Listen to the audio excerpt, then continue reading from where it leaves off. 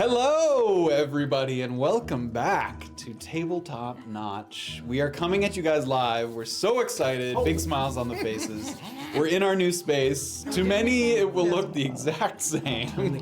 Hopefully. Yeah. But did you post any of this stuff? Are you going to post any? I will be posting, but I have We will be not. posting some pictures of the new space. We have so much more room. We have a great new table that we sort of IKEA'd together. So we hope that these improvements will translate to storytelling improvements for everyone. Welcome back after a couple weeks break. Thank you for bearing with us as we got into the new space, got ourselves all set up, ready to go, and we will be coming in tonight with chapter 91 of A Peek Beneath the Veil.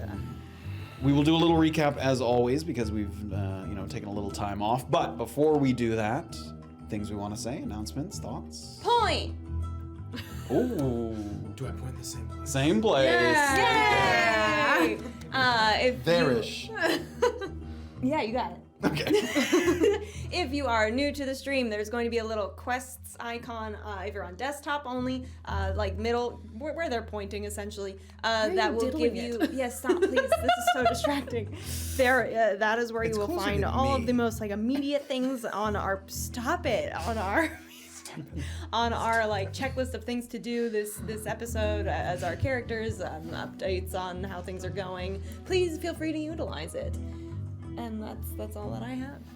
If you miss tonight's episode, you can check us out in podcast form every Tuesday morning. We upload the podcast on Apple, on Spotify, wherever else you get your podcasts. And we re-air every episode on YouTube every Friday at 5 p.m. Eastern Time. And check us out on social media, Instagram, TikTok, Twitter. We all post tabletop clips and stuff. Yeah.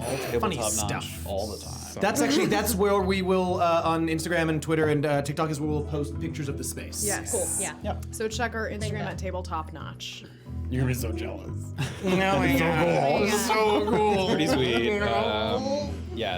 We finally have a little space to stretch out and not have to worry about knocking over folding tables. Yes. So we're sitting on. Because that's what it was. Yeah. It will not be knocked over. No. It No. will It's not sturdy. ever be moved from this room. Not without battering rams that we no longer have. It's Rest now in a peace, part our of this battering room. ram. Yeah. Whoever is. lives in this place after us. I hope they like Enjoy the Dungeons table. and Yeah. Dragons. Or people of 5, a party of 5 or less. Yes. Yes. That's all. Probably cram 6 people if Yeah. you were feeling ambitious. Sure. But that being said, we're so happy to begin our first episode in the new space. Before we do so, we will, as always, throw it over to the intro. We'll see you on the other side.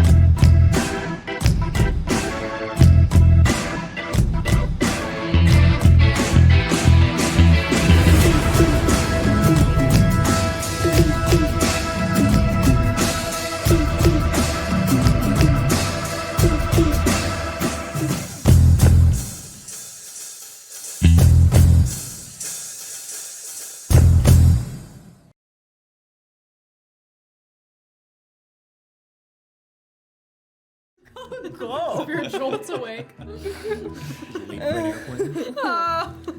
All right, everybody. Yeah. In chapter 90, Dead Man Walking. The party split at the Navikapura River Bridge, Lieutenant Colonel Warber's lockbox securely in hand, and butting up against the very end of the block of time we'd paid for with Segra, who was presumably still masquerading as Graven in and around the local tavern. Now on the cusp of making some difficult decisions, Safira, Orba, and Erland picked right back up where they left off earlier in the evening, strategizing and plotting the best course of action for destroying Senka Uberti's crystal in the room of safe deposit. The plans were varied and occasionally questionable, but it ultimately boiled down to two paths. Would we use the prop crystal to attempt a stealthy swap, thus setting up the potential for a completely clean getaway? Or would we take the accident approach, which was certain to get us in trouble, but likely bore a far lesser punishment than getting caught attempting theft? While we considered these options, Graven was buying us a bit of insurance from Palomar Franco, agreeing to hold our ring of protection as collateral in exchange for an item that would deactivate nearby sending stones, a helpful tool if, as a last-ditch effort, we needed to resort to a break-in at the Broken Crown office. Safira, firmly on board with Graven in the you can never be too careful category, convinced a rat to scurry up a ventilation pipe at the back of the BC offices to get a look at the inside. It was a surprisingly fruitful endeavor, as we learned both the general layout of the room of safe deposit and the part of the room that the crystal was occupying, making it easier for Erland or Orba to locate their target in the limited time that they might have. Back at all hands on deck, Segra had more than held up her end of our agreement, distracting Mr. Two's spies and dipping into overtime even when it hadn't been paid for in advance. Her evening strolls hadn't raised any red flags as far as she could tell, so it was time for Graven to reassume his identity and hope the others were making headway across the river. Initially approaching only to check who might have stuck around with the night watch, Erland and Orba were ushered inside to reunite with a very grateful Lieutenant Colonel Warber. Chomping at the bit to get the lockbox stored away, Warber was ready to head to the basement right away, so we took the opportunity presented to us and crossed our fingers as he opened the door to the room of safe deposit. After descending the stairs, we found ourselves in a small room riddled with cubbyholes along the walls, a dizzying display of the many trinkets kept under lock and key by the Broken Crown. As Warber explained the process for entering an item into storage, Erland pinpointed the location of the green crystal, and believing a stealthy approach to be fraught with risk without more prep time, reached into his well of septic energy to alter his appearance with a sickly guise. Feigning illness, Erland began to seize and smashed the glass of a nearby cubby, prompting Warber to rush to his aid. Orba, unable to get an angle on the crystal, couldn't capitalize on the distraction, but Erland's flailing arms broke through and toppled the item from its post. Warber, trying to rein in the chaos, triggered the emergency valve and flooded the room with essence of ether, and it didn't take long to succumb to unconsciousness, and when we next woke, we were shackled upstairs with a few tough questions to answer. The act was believable enough to convince the guards there wasn't any malicious intent, but it didn't take us off the hook for destruction of property, and Warber was hell-bent on making sure we paid our fair share. Oh, bitch. After quickly running next door to Reciprocity, Warber came back with a confusing report that Senka Uberti wasn't overly concerned with the crystal's destruction, but with the reputation of the Broken Crown at stake, he sought to dole out a bit of punishment of his own. Erland was outfitted with a band of the benefactor that would remain until we completed a few heavily taxed contracts, and additionally we were barred from coming along on Warber's sensitive mission to retake the northern outpost. It was a tough pill to swallow, but without seeing the inside of a cell and with Graven's obligation fulfilled, we called it a win, and we asked ourselves, how quickly could Graven have his curse ring removed now that he was no longer limited to Wamparani Na? After another day of helping to put out fires, would Safira get to tend to some of her own business with Vayne Mohakra and Mohan Fowler? And it's hard to put a price on one's life, but if you had to, would it come out to more or less than what we'd spent on Graven in the past 12 hours? I thought you were going to hit us with a number. I didn't count out. Like a the- 1,000 It was a gold. lot. It was a lot of It was gold. probably around 1,000. Because I have 20 gold pieces. You're left. worth it. Because you're worth it. Ooh, because We you're find worth out it. now on chapter 91 of A Peek Beneath the Veil. Oh my god. How much does a diamond cost? I think it's like, 500, I it's think. less We than should just that. get a diamond, get the diamond. A diamond usually costs about 500 Yeah, we should for a look at diamond. base Just diamond. Bring you back. Who can do that? Not me. Yeah, that's the thing. It's And who would within do a it. minute. No, yeah, nobody. Yeah, it's okay. You die. We'll go get We'll some. go get someone. We'll It's be back. fine. Hang on. We'll be right back. For some, a certain level of stress or tension makes the thought of sleep an implausible ambition. No! I am going to bed. But for Safira, who cut her teeth on the front lines of the contentious Ralre Tulu border in Ki'ira. It's a matter of energy preservation. A good soldier knows how to quiet their mind in the moments where they can't be of service and build up their strength for the following day. Back at the deck with Graven's room key in hand, so we're backing up in time a little bit to just after you split from Graven. Things are finally starting to cool off in the main bar, the music dying down to idle plucking, distinct conversations instead of the kind of homogeneous din of a crowd. The barkeep with his raven perched on the top part of his hand, he raises it up to a mount on the ceiling so it can kind of hop off onto a little peg in the wall. And then Brick begins to wipe down the countertop, right some of the stools that have been knocked over by drunkards throughout the night. So you enter in, you see a quieting space, but still a decent number of people here, probably at least 20 or so people still in. You enter the door. What do you do? Safira's gonna kind of look around in the room and give a longing sort of look at the bar for a second. And just kind of like straight to bed. I'm gonna shake my head and like go So right you to head the immediately for the staircase. You have Graven's room key, which is 3E, the room key for that. And just as you reach the base of the stairs, you notice that there's two young patrons huddled in the nearby corner. Probably can't be older than 12 or 13. They have cheaply made jackets buttoned up tight to kind of give the appearance of a little bit of formality. An obvious attempt to seem more mature than they are.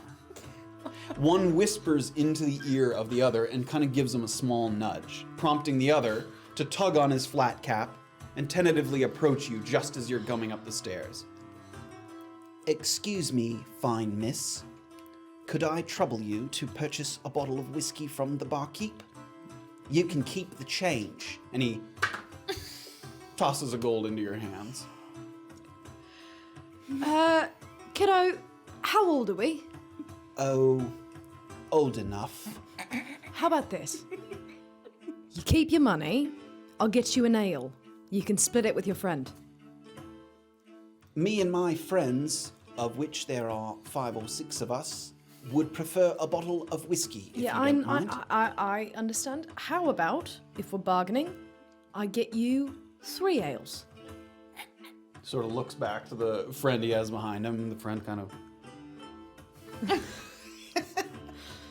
he reaches into his pocket and he kind of pulls out some lint first and then an extra copper.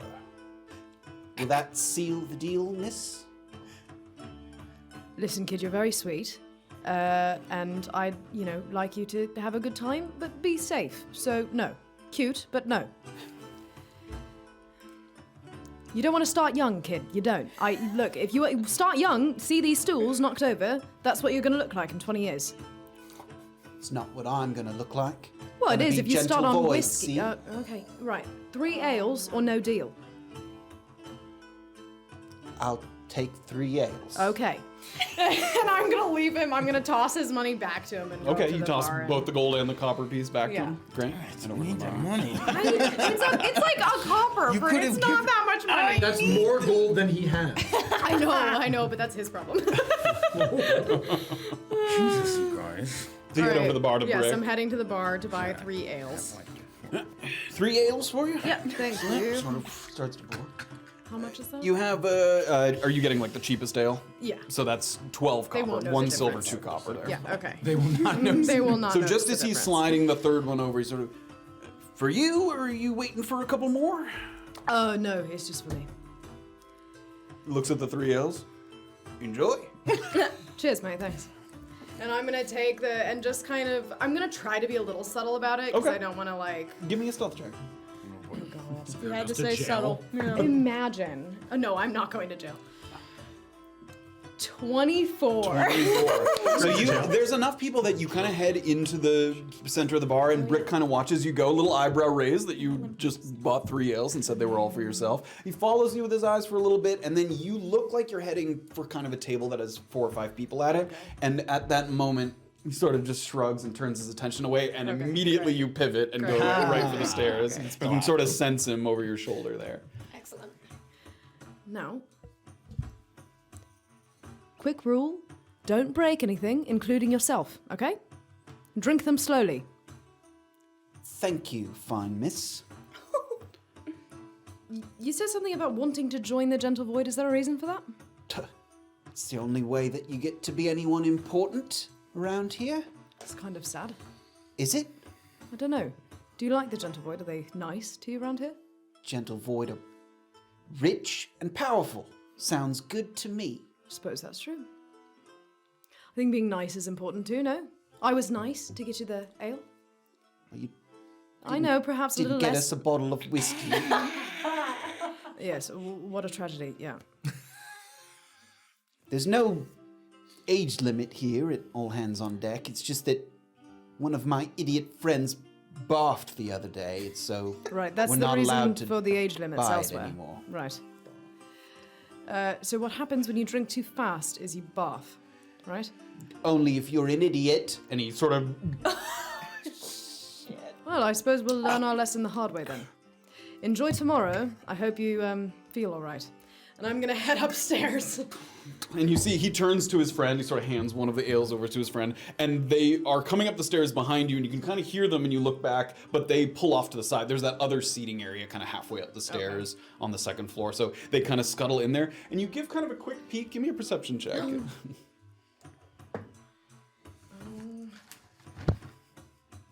13. 13? Okay, just as they pivot off, you hear them, they were having a quiet conversation, and you hear that conversation dissipate, so you know they're not right behind you. Give a quick look back, and you can see onto the second floor, and there's like a table of 8 younger boys and girls, my all gosh. like dressed up. They're not, their clothes aren't nice, but they're clearly trying to make a good show of it. They're like playing a little bit of cards. The guy with the ales comes over, he puts them down, and you can see them kind of, oh, where's the You know whiskey? what? Come Never on." gonna happen, kids. And you see like a couple of them grab whiskeys and some of them don't have any, but then you start to head up the stairs. You get to Graven's room, open the door. Quiet room here on the 3rd floor. Immediately, she's gonna kind of like start taking stuff off and like put stuff down and get into bed and try to just Focus your down. mind a little bit. Clear. You're not sure what has sort of become at this point of Erland, Orba, and Graven, but you know that your helpfulness in the coming days is contingent on getting rest here. So you're able to quiet your mind and find a moment's peace here. We're going to swivel over to... really thought you were trying to keep me up with those little kids. Probably could have partied with Downing them. bottles of whiskey with 12-year-olds.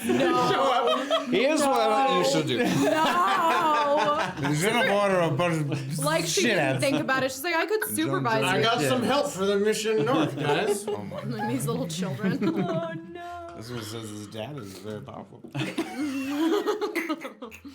Birch's dad. The minutes pass by, painfully slow at the offices of the Broken Crown. No longer bound and free to vacate the premises, but allowed to sit and catch your breath under the watchful yet silent eyes of Privates Elwood and Sylvia. They seem to have kind of small business, bits of business to tend to. You see them filling out some forms, organizing some papers, clearing desks in preparation for the morning shift.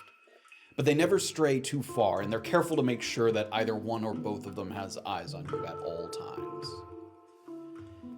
You can sense that they're both not on edge, but ready to close the chapter of this sort of uncomfortable and surprising evening. That you can tell the night shift here at the Broken Crown Station is nothing ever happens during this. Like the surprise factor of this, not break-in, but this property destruction that's big news to them. They don't deal with that on a daily basis here in Wombrook.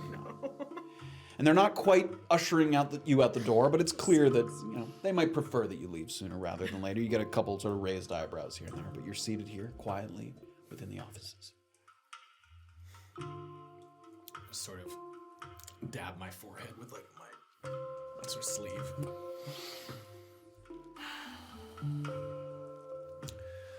Well, I think I'm able to stand now. Orba will I think I can comfortably get myself back to an inn. All right, fun. Orba's gonna get up and take your hand to try to help you up out of your chair. I'll sort of Give me a performance check. Yeah. I can get away with that. Oh, hell yeah. What's my performance? 18. 18. You see, even with sort of a suspicious eye on you, because these two people working the night shift are not hardened soldiers, a little empathy comes through naturally. He sees you struggling to sort of stand and almost, all right, easy, all right? Just, I'm all right. take it easy. I'm all right. Take Orba's arm again. Thank you. I suppose it might not be us that's here, but Broken Crown will be seeing you soon, I guess, if you plan on paying off that debt in the near future. Right, well, it sounds like it might be a gradual sort of thing, but I will see you around, I'm sure. Well, get yourself looked at by that healer you mentioned. Yes, yes. Stay away from windows and glass until you do. Yes, I'll rest up tonight, but then I think I'll go straight towards the healer in the morning. You know, I am sorry for... I have a cousin who's prone to seizures. I don't know if it was anything like what you experienced. What did you say the healer's name was, just in case? His name is Marvin Bishop. Make a deception check. No. On the fact that he's a healer? Oh, yeah. Yes. Which there is no healer. So, no matter what you said. Nice try. No! Fucking can't. Oh my god. I can't. Oh, of course yours. Marvin Bishop? I've heard that name before. From where? Works in Mukmu, right? Yes. Marvin Bishop moved into healing. Yes, well, specific sort of healing, yes. Natural healing. He worked at the Natural Studies Institute in Mukmu. I held a post there for a while. Yes, so you're aware of the Natural Studies Institute? Yeah, of course, but Marvin Bishop, scientist as far as I know. I believe that my affliction is perhaps more natural, given that it was, I assume, caused by harpies. Well, he sort of gives you a long look. I think you might be wasting your time. Is there another healer in the city who focuses on natural, like a naturalist or a naturalist, a druid? I guess not a druid. Well, look, I just don't want you to waste your money, right? Because Marvin Bishop, he ain't no healer. All right, then I've been misled. Thank you again. I am sorry if I,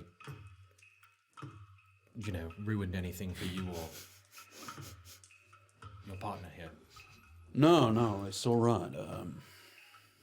Honestly, unless turns out something else goes wrong that we didn't see, this probably reflects pretty well on us. Handled things as well as we could. Right, well, if you get a raise, buy me a drink next time you see me. Erland will laugh. You do, and he seems preoccupied by the Marvin Bishop comment. Oh, good. We didn't catch your names. You were your cohorts. Elwood. Elwood? That's Sylvia. Privates Elwood and Sylvia. All right, then. To the inn? Yes. Thank you again. Stay safe. Sort of seeing his skepticism now, Roland's gonna... His limp is cured. Gonna jump off the wall and out the window. I'm gonna sort of labor with Orba. She's a little taller than me. I'll sort Willy of... Wonka. Roll into it. And they're like, oh. Right, you head out the door.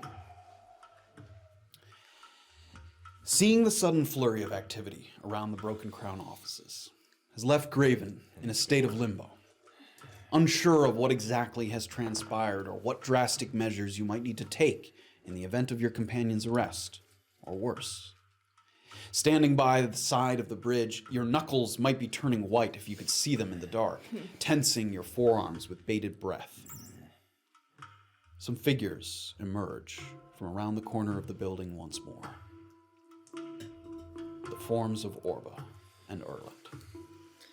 Hardly in good cheer, but unencumbered by chains and without any kind of escort, moving of their own free will as far as you can tell, and that alone feels reason for optimism. But it doesn't answer the big question, and you feel a knot kind of growing in your throat as they approach. So you're here on the bridge, you can see them coming 100 feet off or so. Have I clocked any homeless in the general area? Give me a recently? perception check with disadvantage. It's dark, you haven't had a light source, and you don't have dark vision. Perception. 12. You can tell that they, again, not skilled at this sort of subterfuge kind of thing. You definitely saw some people poking around corners as you were kind of approaching the bridge. Out here on the bridge, there's a little kind of gap where there's nowhere to hide, really. So there isn't anyone in the immediate vicinity as far as you can tell. Okay. And you feel pretty comfortable that, like, if you had a conversation here, there wouldn't be someone to hear it. But if I were to like briskly jog back over the bridge, there was a couple of places where I had seen. Yeah, like as you came from all hands on deck to Yeah. the bridge, maybe there were some people in the streets. It was hard to tell necessarily who they were, but Okay. there was definitely some possible activity following you wherever you go. Got it. As Orba and Erland are leaving the station, can she keep her arm or her hand like on Erland's to kind of like keep up the act a little bit? I'm keeping up the limping act too. Okay. Sure. Yeah. Yes. Oh my god. So you do see Erland looking like he's hurt. Okay. I'll kind of go to meet them when I see. So now, in more seriousness, are you okay? Yes, I'll be fine with a sleep. All right. It only takes a couple more moments to close the gap. You look hurt. Are you all right? Get the fucking ring removed. You did it. Yes. Thank you. Get Thank the you both. fucking ring I'm removed. going. I'm going now. Safira is back in my room in 3E. All right. You're headed to the deck. Yes. All right. Walk with us a moment because we should let you know that they informed Miss Uberti that the crystal was broken and she didn't seem to mind all that much. Rather suspicious, I suppose. I'm wondering if the necklace of compulsion might have any part in all of this. Just bear it in mind, is all. Yes. This Mr. 2, is he... What the fuck did I destroy? I don't know. Excellent. I found that Senka might have been someone who recently had a skin graft on her shoulder, so there is a chance that she is under some kind of compulsion. She may have one of the tattoos on her neck. No way. Yes. Everyone who has a skin graft in this town? No, but specifically, there was a note that I found just before Mr. 2 found me about an illicit... The surgeon... The dead assistant to the surgeon had done some fiddling with who was getting a graft and the paperwork. It might have been Senka. I have so many pieces that I don't know where they fit, but... You think that possibly Mr. 2 had planted a tattoo that would make her immediately succumb to anything that would not naturally have to be attuned to? Like the necklace? It's possible. I mean, that would make a lot of sense. That would also be why maybe she didn't mind that we had destroyed the crystal. What if Mr. 2 meddled with her mind? I don't know where he is. He seemed to understand he would know immediately as soon as the crystal was broken, so I assume that he knows already. Neither of you have any sense of what sort of this crystal could be. No. No. He alluded to the fact that he had his own version of this, but... Listen, I'm not doing very well. Go. And I need to try and rescue Marvin Bishop tonight. Tonight? Potentially, yes. I'm headed to Donovan immediately. ring I'm going to removed. Donovan now. If I'm not at the deck when you return, if we're not at the deck when you return, I've gone south to try and find Marvin.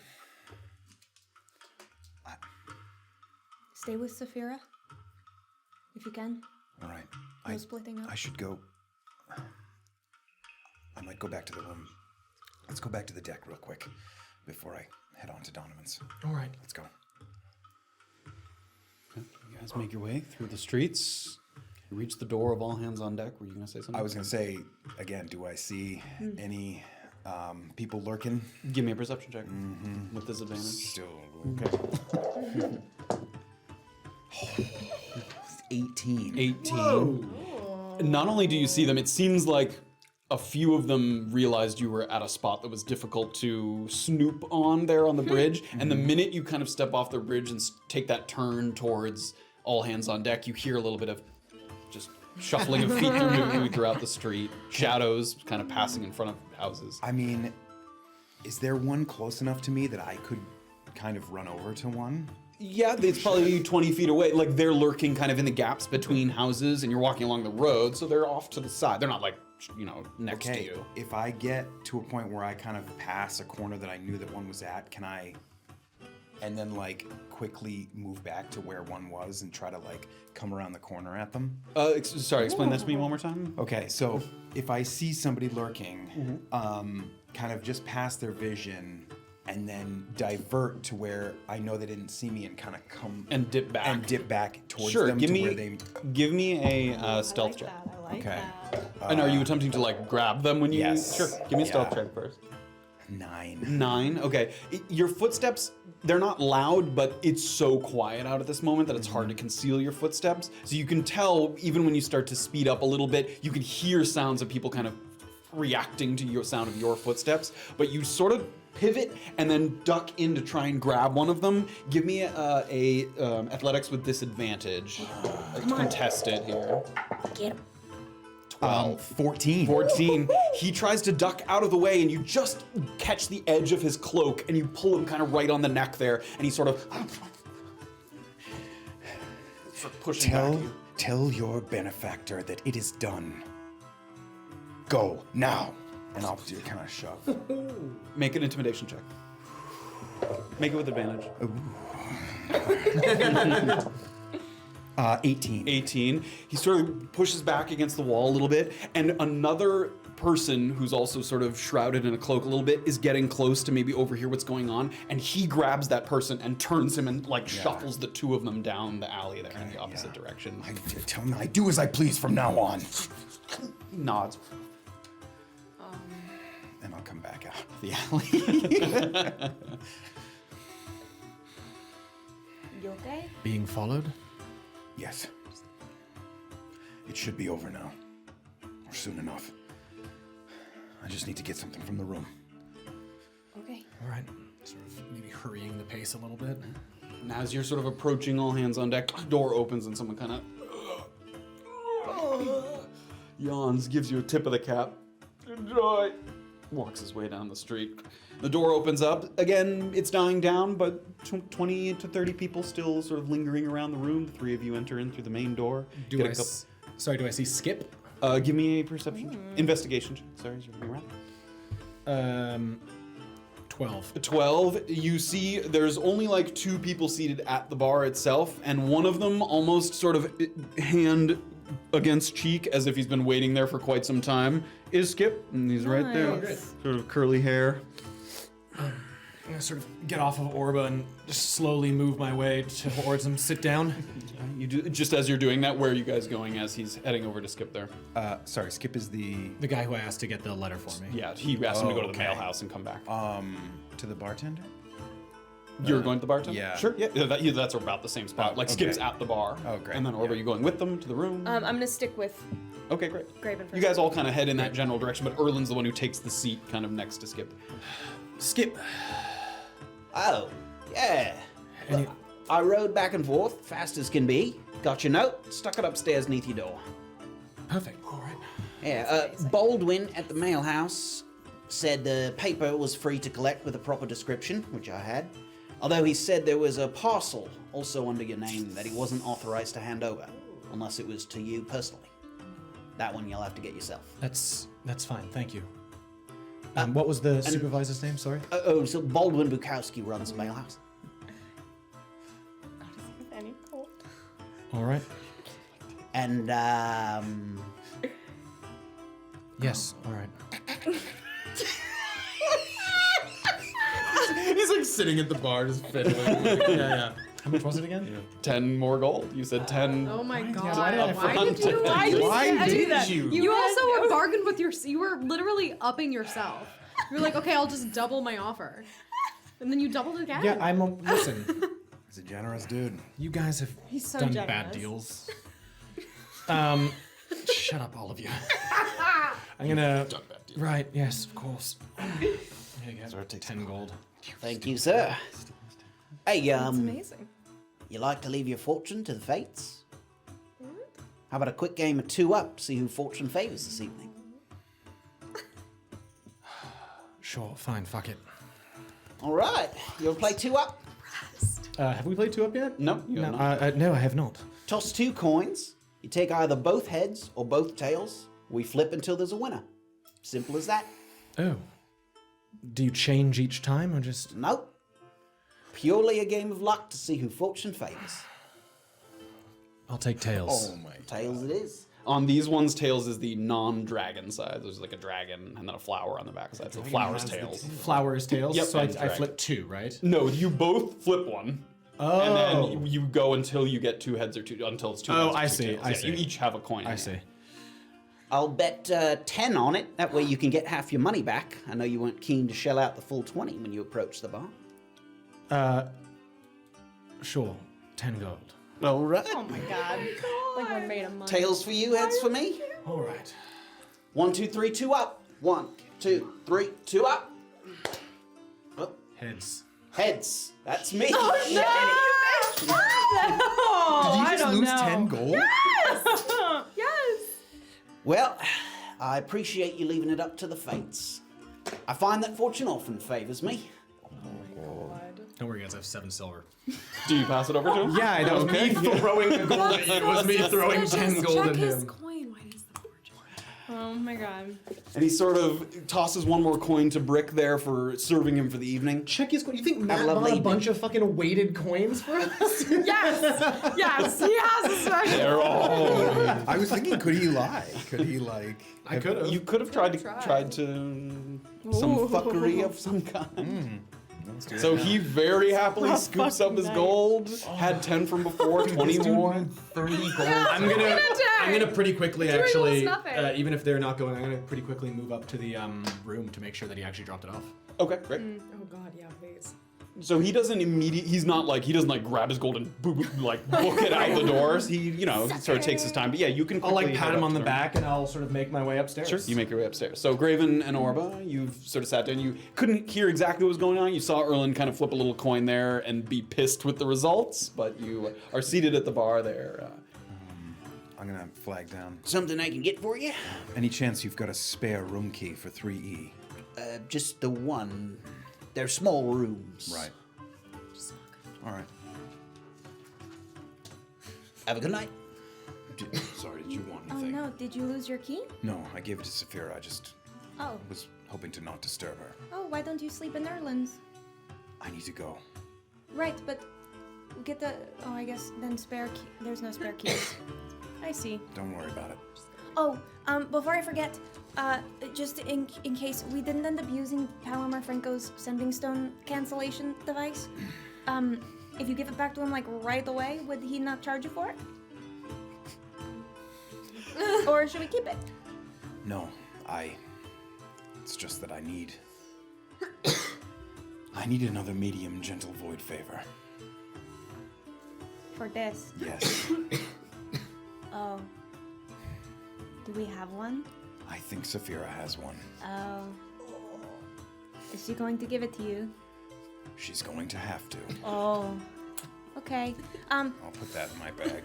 While we're exchanging items, may I have my little blue flag back, please? Oh, yes, of course. I'll give that back. Thank you. I need to wake her. Gotta go. Okay. All right. I'm just gonna wait down here for Erland. Okay. Orba remains at the bar. Graven starts to head up. Erland, you get to your room. You have your own key.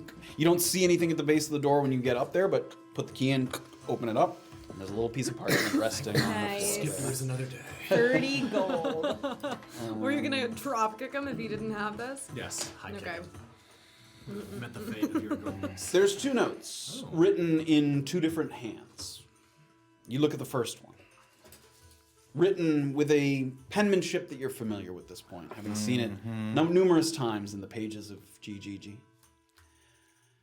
Erland, I'm sorry our chat was cut short, but it was nice to communicate through speech instead of written word.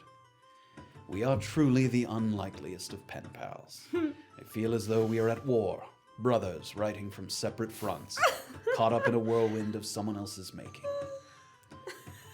I want to help you find Rugeni. I really do.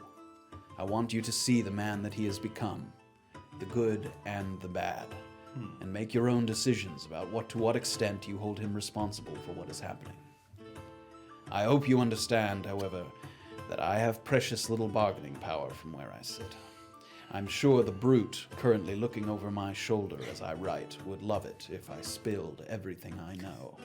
But let's keep him guessing for a little while longer. Still, I know you've risked much when you didn't have to, so perhaps I can at least prove I'm not lying to further motivate you to rescue me. As any spellcaster can tell you, from the simple dabbler to the greatest archmage, before you use a spell in its final form, one must practice with it. GGG may have been Rugeni's masterpiece when it came to the mirrored inscription spell, but there were precursors.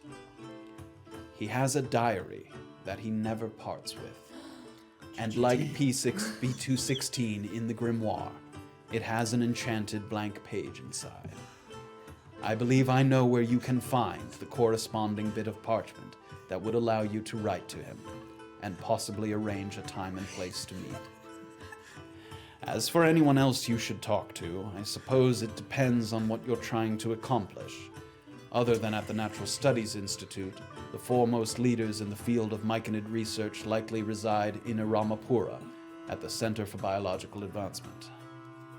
There is also a community of elves in Trickster's Thicket called the Elatrians, west of Nabikapura. Their druids hold myconids as sacred, as they've been leading efforts to protect and repopulate their dwindling numbers. Perhaps you could learn something from them, though I wouldn't expect them to welcome you with open arms. As with many of the forest elves of Antisuyu, they keep mostly to themselves. I wish you good luck and safe travels. The first round at the Upa Ale House will most certainly be on me when I've been released, whenever that may be. Marvin. Good, because you just spent 30 gold. Oh my god. You finish that letter and turn the page, almost expecting maybe a next page written by Marvin Bishop, but you see the other hand now. You will provide us with one of 2 things. Either you provide the whistle, and we take it back to Mukmu where we can test it, or you provide a note detailing a time and place within the next 24 hours where we can see the whistle in action. If you choose the second option, know that if we catch wind of any kind of fuckery, Oh god. any attempt to ambush, or deceive us through magic, even a location that seems suspicious or unsafe, we're gone, and you'll never hear from us again. Whichever option you choose, we're out of here tomorrow night, so make your decision quickly. Once you have either the whistle or your prepared note, give it to the postmaster along with this letter. We've prepaid a courier to return it to us. It's not signed. Those are the notes you found.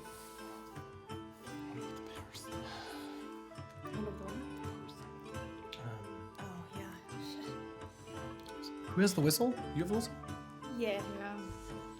Pretty sure she Yeah, I'm pretty sure. Also bizarre. Would I? Also bizarre. Would a prepaid courier wouldn't be the package she was talking about, right? That's something. else in theory, right? Like a prepaid courier wouldn't be like a FedEx box. A flat rate box? Yeah, You didn't leave like- a flat rate box for you? Not that you're aware of. Okay, You cool. certainly aren't aware of that kind of service. He just means that he gave them money ahead of time. Postal That whatever service. letter you give back, they know they will send it without you paying. Prepared note given post Alright, shit. Alright, I'm gonna lock up the room, go back downstairs, seeing that Orba didn't follow me. Great. Give me a perception check as you're coming downstairs. And Sorry, you're going did to you want pass me? Graven here in the hall. Perception is 21. Great. So you get just to the base of the stairs there, and you give a quick look around the room. You see that Orb is still at the bar there. Graven's like just heading in your direction. He's just a couple feet away from you, headed for the stairs. And in addition to that, you just give a quick pass at the room itself. And the only thing that you notice that is kind of a patron of note or seems out of the ordinary is over Graven's shoulder. You see a second Goliath, which is sort of an unusual sight. So that's the only thing that immediately sort of ticks a box of unusual. Did Sarndaro tell me if Vayne Mahakar was a Goliath? I don't know. I don't remember either. So you run into Graven. You're right at the base of the stairs. Well, you I need something. I'll be back. I need to go to the room. all right? Okay, I'm gonna head over to Orba. You guys cross each other. Well, some bit of luck. I don't have to leave this evening, so we can rest. I have until tomorrow night. For what specifically? Sort of look around Or we can wait till like. to get Marvin back, hopefully. That's great news. Do you have the whistle? Yeah? I've organized an exchange. A whistle for Marvin. Right. They want to see the whistle in action. Right. I have two thoughts. They don't want any trickery, and I had some other thoughts, but I've sort of taken those off the table. You shared that. The one of me going, Yes. ah. Yes, Yeah. Okay. yes. Either I buy or rent a mutant. Okay. From With all the money that we still I have 7 silver. Oh, good. I Orba laughs. God damn. Okay, so buy or rent. Yes. Lease. Or I give them the whistle and consume a truth-telling potion to sort of validate it.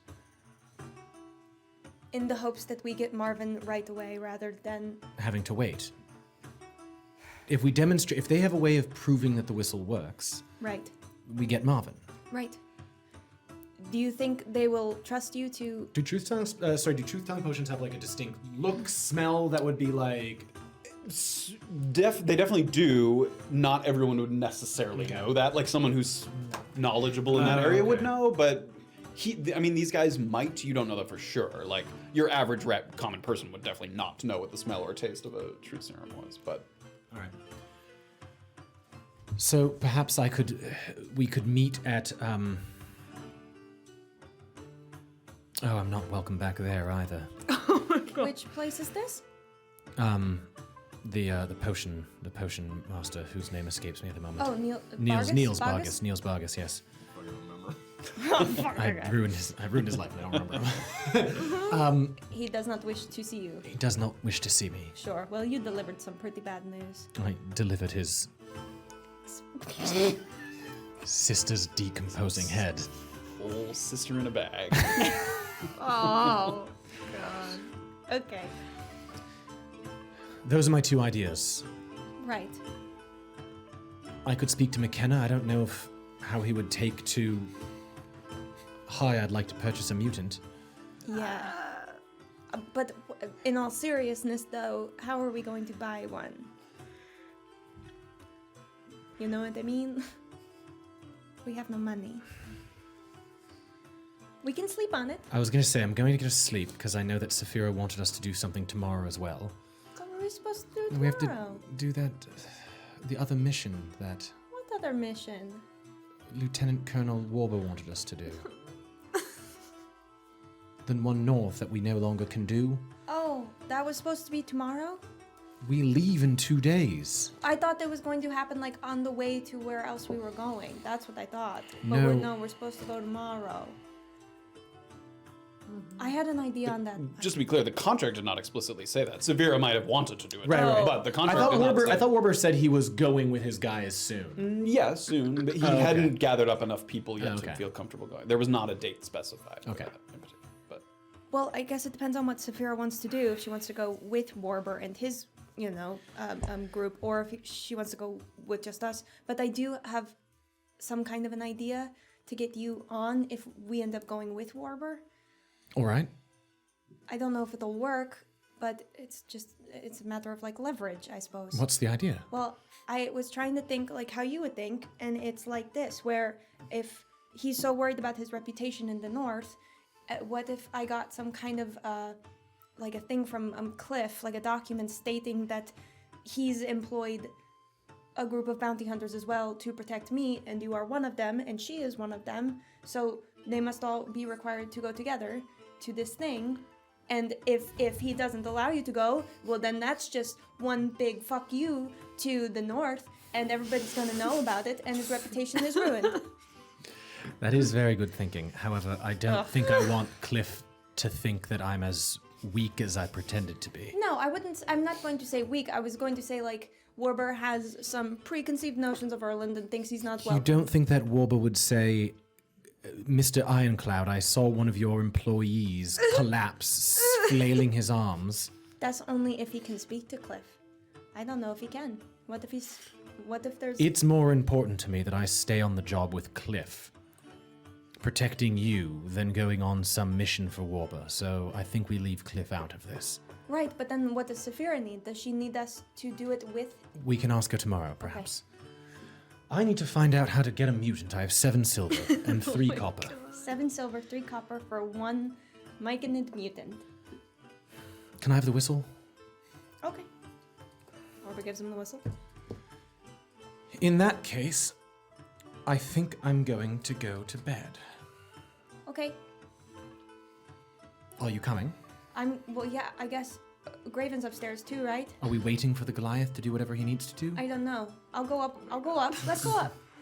I'm gonna head upstairs. you guys start to head up. Graven will go to you first. You put like an ear on your door, and you hear a quiet kind of not snoring, but breathing on the other side. I wouldn't be interrupting a full rest No, by it would having not. her come to the door. No, not unless she leaves to do something. Okay. So he was like, actually, I had errands to run. I'll give a. Severe cracks an eye, and she's like, nah.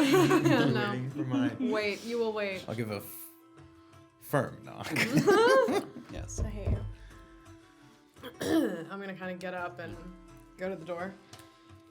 I'm gonna crack it first because I don't know it's him. So I'm gonna kind of look out. I fill the doorway. Yeah. And then as soon as I see it's him, I'm gonna thank the gods you're okay. You're right. I'm fine. Where are the others? Did you see the others? They were successful. Really? I need. Brilliant. They left me outside. I didn't know what to do. I don't want to interrupt your rest any more than I have to. It's alright. I just fall asleep. I need the medium gentle void favor. God, what? No. What do you mean? Why? I need it. You can't just say I need it. You have to at least tell me why. I'm gonna take- I need it too. I need it. I'll So do take I need back it more out than you? The thing that you. I mean, she was there when I handed it to Orba. This. Oh. It's a I- rock. It was. I got it from Franco. I got it in order to make sure that the sending stone in the room of safe deposit was not triggered. Well, did it help? I don't know. We didn't get into details. Here's giving this rock Yeah, a it helped. look They like. couldn't have done it without it. It was essential. Between this and the ring that will provide extra protection for Orba, I need the medium gentle I void thought I favor. already. You motherfucker. Please. Saphira's gonna start rummaging in her bag. Staring at she's giving the rock like a glare. This is the last one, isn't it? Yes, it is. The last one. The last medium, there's other lows. Yes. And I'm not gonna be able to find it in my backpack. You do have one more. I know. Please hurry. I know I have. I'm headed to one. Donovan immediately. Okay. Oh, all right, fine. Is this saving your life? Yes. Better be saving your Make life. a Rest. perception check. Not like it's gonna make a difference. Deception? Yeah, it's already in your hand. 0 but- gentle void favors. I don't know why I wrote that. I'm just crossing it out. 16. 16. I mean, he gives it to you with some urgency, and he's already had a very difficult night in terms of what's been asked of him. So you sense the frustration and a little bit of desperation. Thank you. Yeah. Rest now. Safira's so defeated. I'm just gonna like crawl into the bed and turn over. I hope to be back soon. I'm but I'll turning take- back. I'll take the key for now. I'll lock you in here. I should be Wait, back where are you before morning. going? I'd like I know to you're go gonna and return. get this removed. Oh, fuck's sake! You haven't gotten that removed yet. I didn't even notice. No, I Fuck's can't sake. do it by Okay, myself. go get it off. Go get the fucking thing off. Thank you. Take the key and the favor. Close the door. Hear a little bit of grumbling and shuffling in the room behind you. So annoying. And as you're heading down the hallway, Erland and Orba are now coming up. You pass each other in the hall here on the 3rd floor. Get what you need. Yes.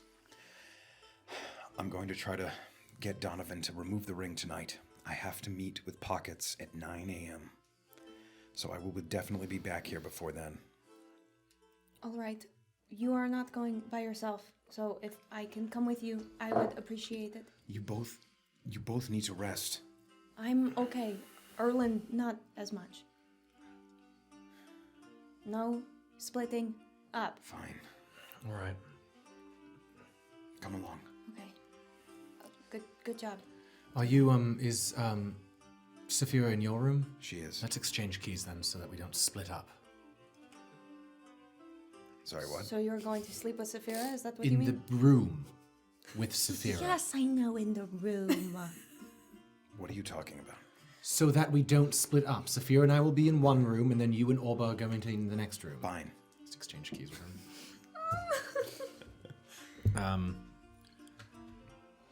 All right. Do I clock his new jewelry? Give me a perception check. No one's been doing this the whole fucking time.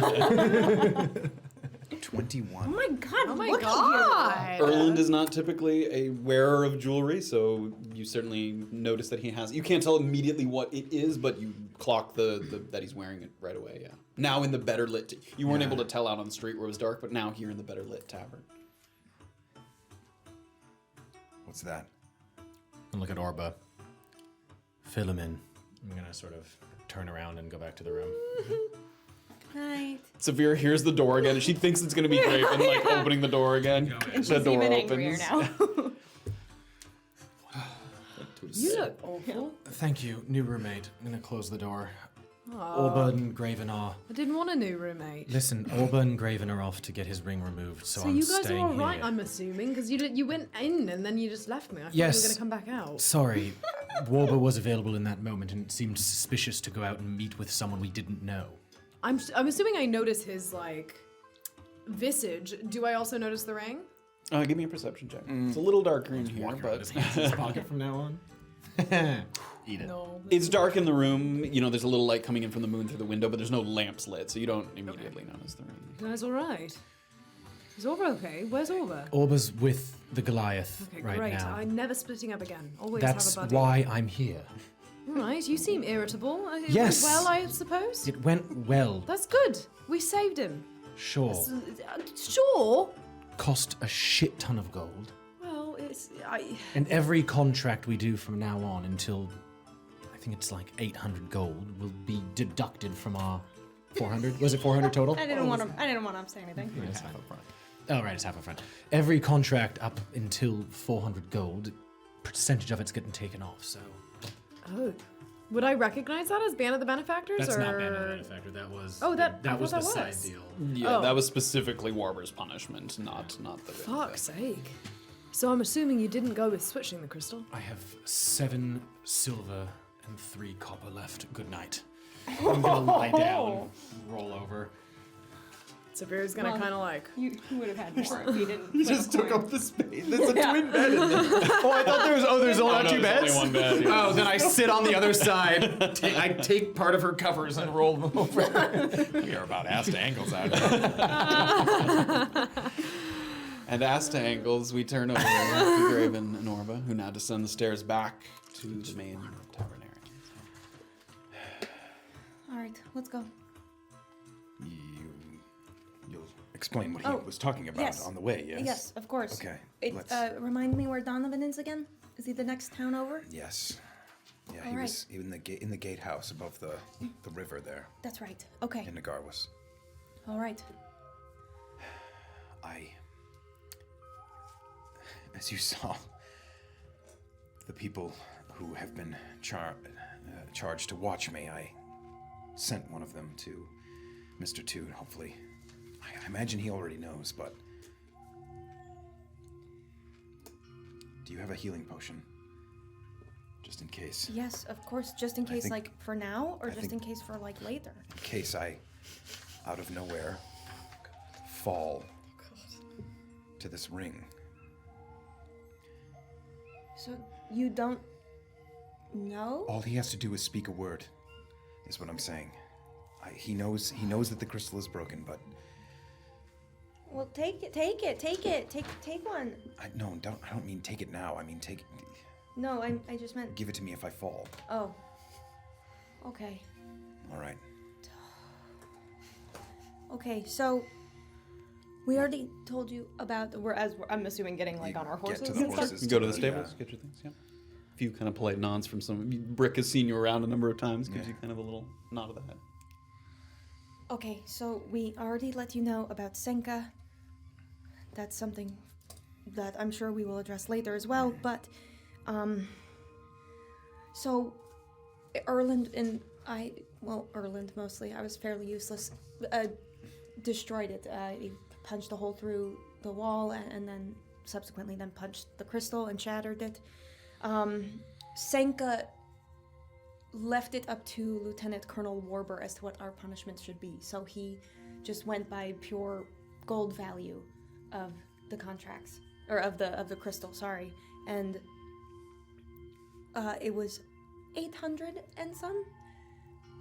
Plus, we would both be forced to wear a band of the benefactors. But Erland negotiated it so that it was only him, and we paid half up front of the 800 in order for it just to be one of us. We figured probably better to only have one member of the party with it than two, because I hear it's pretty difficult to get things done. It can be, but we will obviously be there for him when it comes to any purchases he might need to make. Yes, we must. I believe we owe him a lot. So, to further pay off... Well, we're together, so... I owe him a lot. No, all of us. So, the remaining 400 can only come now from Broken Crown contracts, kind of as an incentive for us to work with them more. But only 30% of every payout can go toward the remaining 400 payment. So, every time we do one, 30% of each person's pay can then go toward the remaining 400. Does that make sense? Yes. We get paid 300 gold for a contract. That sounds great. 30% of that, so 90 gold, goes toward the debt. We'll fill the debt, yes. And then once we reach maximum payment, they remove the band. They won't take lump sums in addition to the original lump sum. No, Orba is a stubborn man. He wants us to do more work with the Broken Crown, as if we already haven't. Well,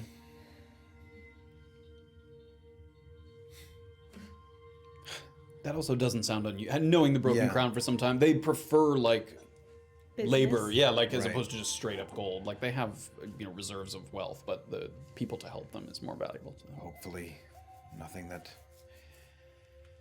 we need to do or that Cliff wishes of us is waylaid by a band of the benefactor. Agreed. The last caveat, which I will... It's a frustrating one, and I'm going to do my best to maybe mend it a little, but Erland is not welcome on this most immediate contract.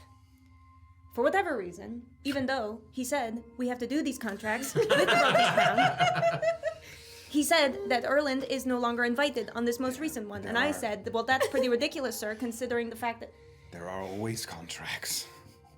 Yes, but we need to stick together, and I don't know if he's even going to be allowed to be a traveling companion. If Band of the Benefactor does not keep him from traveling. Regardless of that, though, if Safira needs to travel with Lieutenant Orba to get this contract done, and Orba doesn't want Erland there, that's what I mean. But you know what? I say, fuck Lieutenant Colonel Warber. I'm going to message Cliff if he says anything about it, and I don't care what anybody says, because he's coming. All right. I agree. Stupid rule. This Mr. 2, I promised him that I would let things lie after this was done. Yes. What? Are you? Obviously, I have personal reasons to want to finish things in a way, but you told me yourself that we should see these contracts through for Bizarra. Yeah. And this was a big one. Yep. Once I have this removed, if there is a way, perhaps someone other than me can approach Senka, because I have information about him now. Right. He is, I don't know what he is doing, but he has murdered at least 3 people. Oh my goodness. Covering up his tracks. So, do you know if he's trying to leave town immediately, or if he's going to make Senka his puppet? Like, because if you report to Senka, and he's controlling her in some way, he's going to know you betrayed him, and again, you're going to be... If this is removed, he will have no power over me. Well, sure, but he still sounds like kind of a powerful wizard. I will rip his... I don't know how powerful he is, truly. I'm sorry. No, that's okay. Very few have exercised their control over me like that. That weren't literal deities. And it is an uncomfortable position. I'm sorry. I suppose let's focus on getting this off for now. Okay, yeah, step by step. Yes, Okay.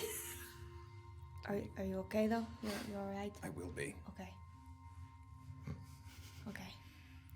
So you guys are moving through the streets of Wamprani now. Are you heading right to Nagarwas? Yeah. Okay. Again, clocking, seeing if there's people furtively. Okay, give me a perception with disadvantage. That's disadvantage. 13. 13. Wow.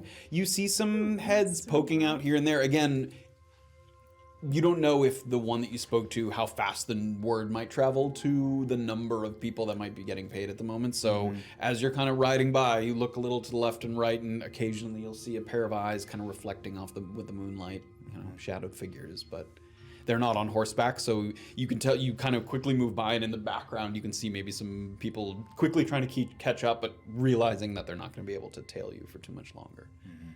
So you get kind of passing beyond the northwesternmost buildings of Fangle, and the lights fade quickly. Any kind of dim light that was inside of homes or businesses fades quickly behind you, as they did when you headed out in search of the missing lockbox. But with the surrounding trees and the lack of water to reflect any of the light coming from the sky, the darkness really clings to you. You have only the crunching dirt sounds of the established trail to guide you forward, and Orba as well, having dark vision, at least being able to see a little bit in front of her, certainly enough to make sure you're not deviating from the trail. The coolness of the air clashes with the heat that rises in your body. This burning desire to rid yourself of this wretched ring and move on from that feeling of powerlessness that has plagued you. Roads are sparse, dotted only with the occasional traveler, though a wagon headed to Wamparani Na, in the opposite direction, catches your eye, because the lanterns hanging on the front reveal some familiar faces. Once again, the bounty hunters that seem persistently nipping at your heels come into view, though their customary banter and upbeat mood is nowhere to be found. Faces forlorn and bodies slouched. They're barely watching where they're going as they ride along, simply letting the horses guide the way in front of them. The elf that's holding the reins looks up just briefly enough to see you coming and gives you a solemn nod, and then slows the horses. Hey, I know you. You're not out here hunting the Giralon, are you? No. Not at the moment. Yeah, we spoke to your elven companion the other day on the road to Orba. It was a contract that we handed off to her. I thought you might be, I don't know, out here hunting. You must have. We've been busy. She didn't bring it up. Anyway, stay safe. These are dangerous times, even inside the city limits. What's the matter? A friend of ours, we were hoping to bring back into the fold, turned up dead in Lepatro.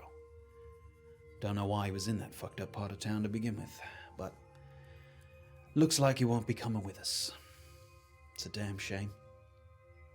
We left one of ours, Carberry, behind. He's gonna ask around to see if he can find out what happened. But we have to move on. That's a bounty hunter's life for you.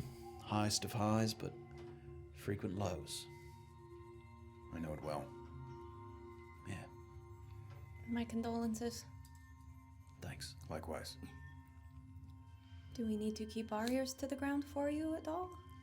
Like I said, we don't know what happened yet, but hopefully Carberry will dig something up. Sure. What was the name of your friend? Colt. Colt. Okay. Colt Moreno. Colt Moreno. And you found him where again? In Lepatro, which is just it's basically the slums of Orba, yeah? Got it. Is that not where you thought you would find him? Colt was a good man, and an even better bounty hunter.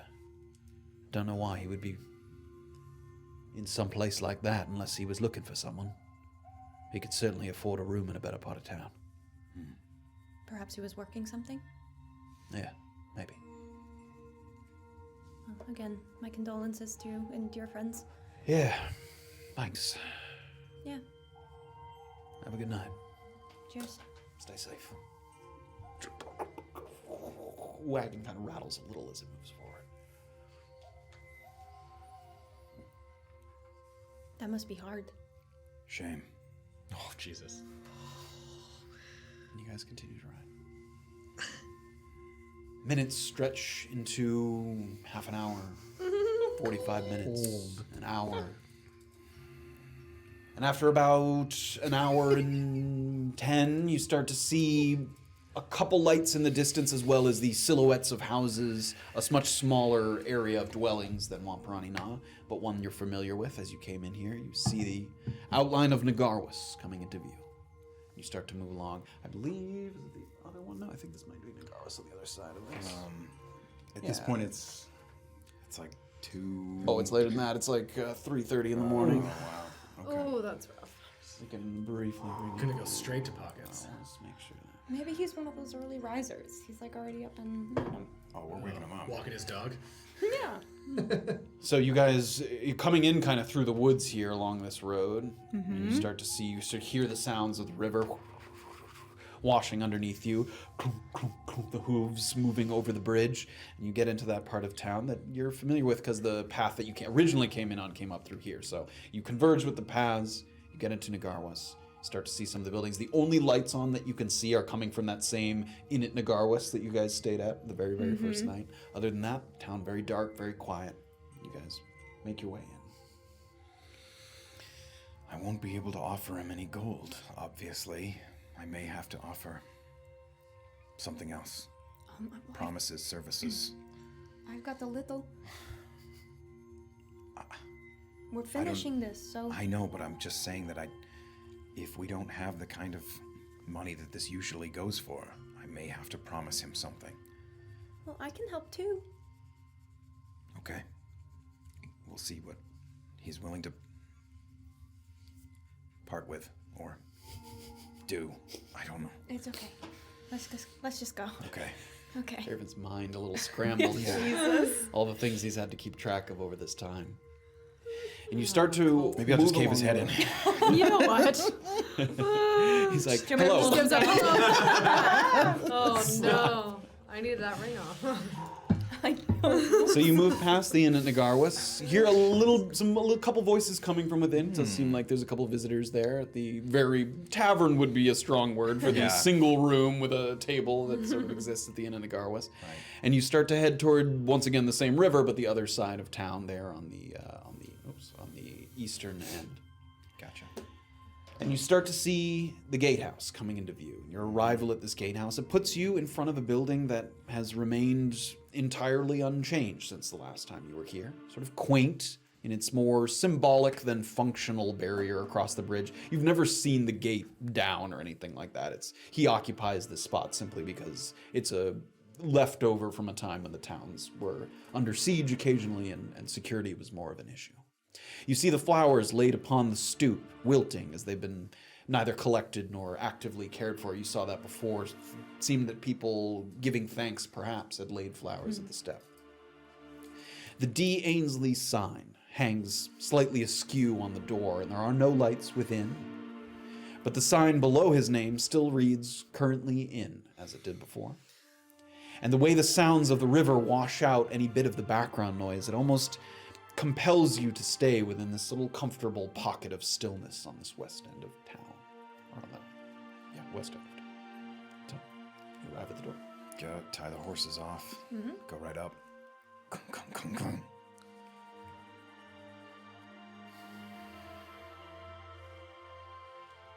Harder. Some of the pounding ringing out. You even look back as you're hitting a little bit, trying to see if the noise is made. It rings out in this very quiet Nagarwas township. And the pounding continues until finally a little light from within. Seems like maybe a candlestick, because you can see it through the window. You kind of track it. It's moving. It's not affixed to the wall there. I'll stop pounding. Keeps pounding. Yeah. Faster. Second hand. The door cracks open. And you see the same withered hand that preceded Donovan's appearance the first time you met, sort of with two fingers wrapping them around, and then you watch as the candlelight spills out over the edge of the door as he pulls it open. It takes a little bit of effort for him to kind of pull it ajar. And it reveals his unnaturally aged face. Again, a man who looks too old to simply be Michael's father. It could easily pass for his grandfather or beyond. Strands of hair that hang in front of his eyes, but they're so thin he doesn't even really bother to wipe them out of his face. He just lets them hang there. And he still has that walking stick in his hand, but he isn't currently using it to assist himself. He's sort of clutching it against his chest there with the candlestick as he pulls the door open. Leans against the frame of the door with it open maybe 1.5 feet. And he tucks a fold of his dark green wrap under his arm. Ram Legale has seen you before you arrived. Troubles brought you here the first time, and troubles bring you here again.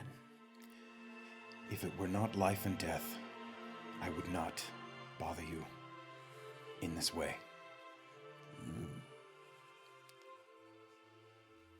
Let us speak inside. She's with me. Is it also life and death for you? Well, his life, so yes. That is not the same thing. As a cleric of life, I know the difference. It's all right. Let's wait here. Okay. Allows you inside. Closes the door. And this little bit of candlelight, it's flickering, sort of illuminates some of the pieces around the room you've seen before. Some of the elaborate walking sticks that are hanging up on the wall that he maybe carves or sells as a hobby. You see the little sitting area that when you first spoke, he led you down. He was lighting the fire, a couple seats around the fireplace there up against the wall. And he sits in one of the chairs and motions as well. Slides the candle holder onto the sort of coffee table, knee-high table in front of him. So, what brings you here, Graven of Kuzni? Someone got the better of me. And I've been cursed. I need it removed. As soon as possible. That doesn't happen very often to you, does it? No. A cleric of Kuzni comes to me with such a simple thing. You are slipping from the ladder, and he offers you no hand to steady yourself.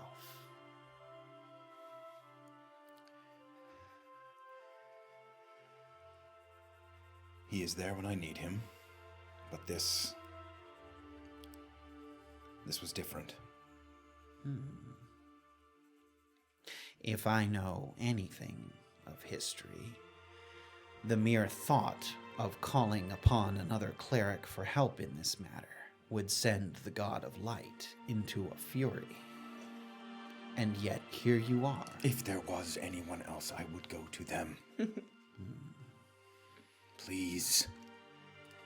That is the first thing you've said that I believe.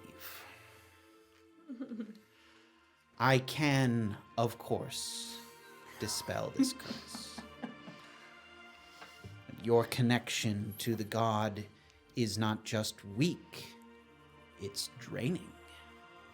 Slowly, like a crack in an hourglass. Kuzni looks the other way. He has found another.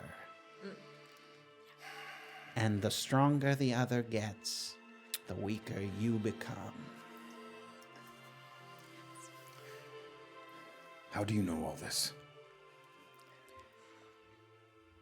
Perhaps at a time past, you had the ability to see what was not in front of you. Premonitions. Things told from afar. I still have those things, even if you don't. Oh my god. When we met, you inquired about a cursed item, and who you could consult regarding its function. Is this the item that you bear now? No. You haven't cursed yourself in the pursuit of powerful trinkets like a fool. No. Make a persuasion check. Oh my god. 16. Damn. I will help you. Gromlegale senses your suffering and would have it cease. But I think we both know it is more than that. If you should perish, all of Kuuzni's power would flow into his new chosen, and he could see a resurgence in his glory. It is in the best interest of the meddling gods for you to live. Oh my god. This spiritual turmoil in the wake of your shaken faith has allowed some to expand their influence as Kauzni's continues to wane, his loss is their gain. If Grom Legale would prosper from this, then why help me? I think you've answered your own question. Right. The process of curse removal is simple enough. To protect myself, however, we will say a prayer for Grom Legale.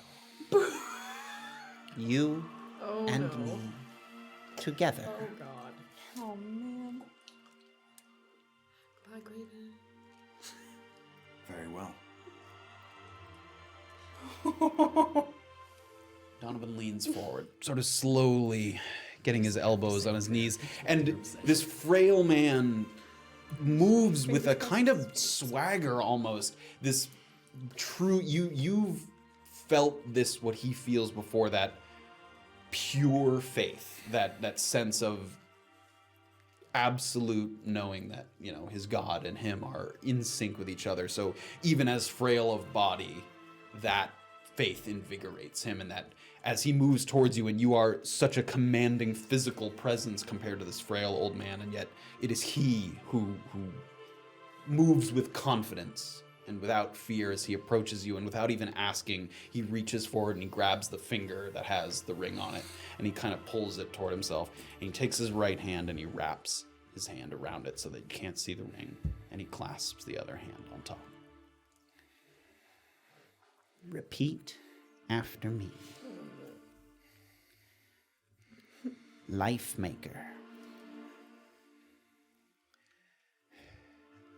Graven keeps the image of Orba and Cliff standing behind her in his head. Life Maker. Breath Giver. Breath Giver. Father of Regeneration. Father of Regeneration. Wielding in one hand blood. Wielding in one hand blood. And in the other vigor. And in the other vigor. We stand in awe of what you create. We stand in awe of what you create. Protect us with devotion. Protect us with devotion. Warm us with spirit. Warm us with spirit. Your vitality is... Oh no. And Donovan's lips continue to move. And for a moment, you think he's simply mouthing a silent portion of the prayer. But then you realize it's not just him. Sure. All sound has been drowned out. The sounds of the river outside. Just a void and a slight ringing in your ears. An uncomfortable, scratchy heat enters your throat and nose, almost like a burp after eating something horrifically spicy that kind of comes back up and out with that pained sort of heat.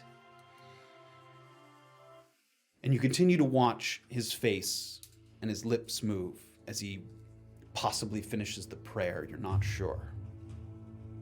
You reach for the words that Donovan is offering to you, but something in your head resists.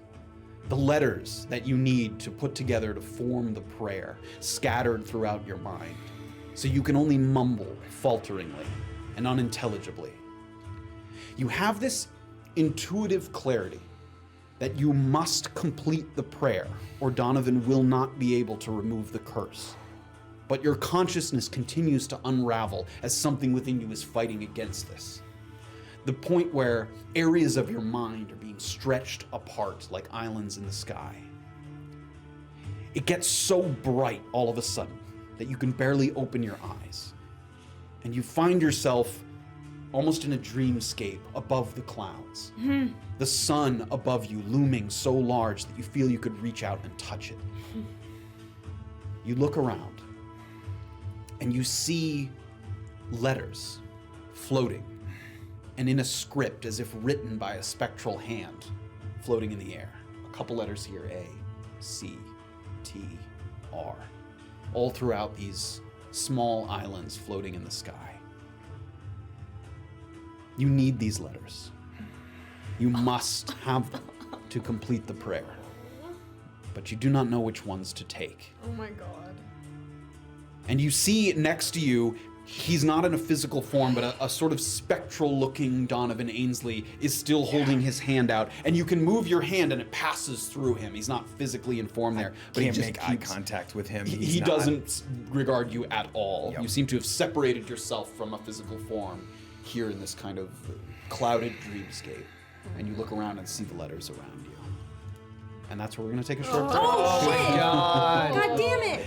As we figure out... I'm gonna have to fight for these letters. Squirtle to. Yeah. Audio. My first guess is audio. No, mine's later. Oh, get out. Not enough vowels.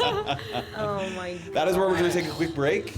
As Graven attempts to complete the prayer of Grom Keep Legale. his brain in the one wordles. piece. Keep his brain in one piece, yeah. And hopefully when he wakes up, there won't be a dead old man on the floor. But Oh, you can strangle two people in the same family. No! Oh my God. At least the tell your person- son I said hello. My son told me. That's where we're going to take a quick break. We're going back to, I'm just going to say really quick, a 15-minute break. We're now sort of in a more comfortable space. We're so happy to have our wonderful new space that we're going back to our old length break of 15 minutes so that we can get back to the storytelling a little quicker, a little extra time on the back end for a little more tabletop knowledge. But yes. Really quickly, it's Dave Mars just resub for 7 months. Thank you very so much. much. Hopeful Optimist bidded 100 bits a little while ago, and then at the start, Rainmaker resub for 4 months. Thank you guys so much. Thank you all so very Appreciate it much. so much. We will be back very soon, and we'll find out whether Graven can get a little taste of Grom Legale. You've had Ka'uzni. Time to see if you enjoy a little Grom Legale. You Oh won't. my god, please don't. Hopeful kill this Optimist man. just did another 100 bits. Thank you Hey! so much. Yay! Thank you guys very, very much. We'll be right back on the other side. Usual recap. Recap 2 minutes into 2 the minutes video in. now, Oh. and then the map is 5 minutes after that. keeping So it enjoy. tight around here. It's a tweet 15. Yeah, let's get to that Toy 15. We'll be back. Cam Graven. Welcome back, everybody, to Chapter 91 of A Peek Beneath the Veil. Before we jump back in, Yeah, Hopeful Optimist gifted a sub to FNAF. Thank you so very much. thank you very much. Thank you. Enjoy the stream and enjoy this pseudo combat of sorts. Let's actually blow it up on the big letters, man. As Graven enters a kind of dreamscape here, where a number of floating letters, as Graven tries to piece together the words of this prayer as they continue to elude him. He's sort of trying to focus on what Donovan might have been finishing at the end of his sentence. Protect us with devotion, warm us with spirit. Your vitality is... and then trails off. So you look around, there's these kind of floating islands here. The island that you're on, another one in front of you. You see a couple kind of stone bridges that bridge these islands. These faded ones in the background seem to be deep in the distance, sort of unable to be accessed as far as you can tell. But in front of you, you see A, B, C, D, and then beyond a number of other letters. What do you do, Graven? I will run to that A. If that is a physical thing that I can do. So Graven, you start to kind of move quickly, and it almost like you're moving through underwater. It takes a little bit of extra effort to kind of pass through the air here. You feel light on your feet as if gravity affects you less. And as you bounce over to the letter A, you reach out and you touch it, and immediately the sort of, as if it was calligraphy jumping off a page, it swirls around your finger. And the letter kind of dissipates and then swirls up into the sky where it appears in a new spot. And let me see if I did this correctly. They're stickers. They are. Oh my goodness. Okay. Oh my god, you're like Vanna White. There's only one A. Let me see if I can move this down a little bit so I can see. Yeah, that's good. Right. Appears in the sky, and then the calligraphy swirls once more and appears in another spot as well. Oh, thank God. I get all the uses of each letter. Yeah, wait, I'm gonna solve this shit too. Hey. There we go. Nah. Nah, first. nah. Orba's outside. I'd like to solve the puzzle. Oh, Safira would be so screwed. No, she can't do math. So these letters, Or she can do so you this can either. see it kind of here in the map. There's this kind of altar, and that's where the spectral image of Donovan Ainsley is. He's sort of kneeling on this altar with his hand still out as if he was still gripping your finger, and the letters are kind of appearing above his head as once again, it's almost as if they're coming from his mouth and finding their way up into the sky, so the prayer sort of makes itself known to you. Okay. What do you do next? If I'm right there next to it, I'll try to grab the bee. Great, reach over. Once again, the sort of ink as if it's floating, like as if you had droplets of ink in water, and they kind of form these little blips that float and swirl around your hand. Okay. That's a good sign. Abs. I have abs. A good god has huge abs. Ripped abs. Oh my god. Okay. The word is bow. Be serious. I'm sorry. We're gonna die. Yeah. B-O. Over to the D. Once again, weightless, bounding across the streamscape. Okay. Touches the D. I gesture to the knob. Swirling once more, it reaches the air above Spectral Donovan's head and begins to appear.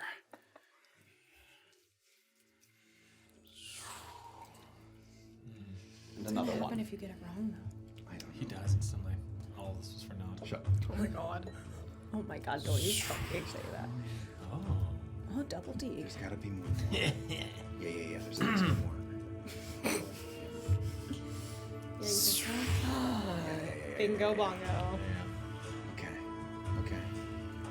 Where did the sentence end? Or what did he say?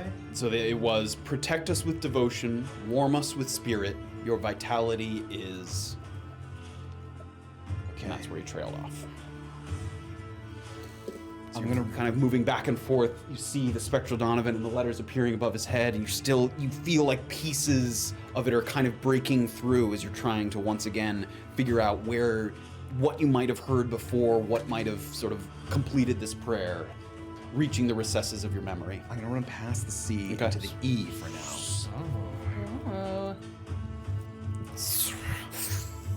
Once again, appearing above the altar.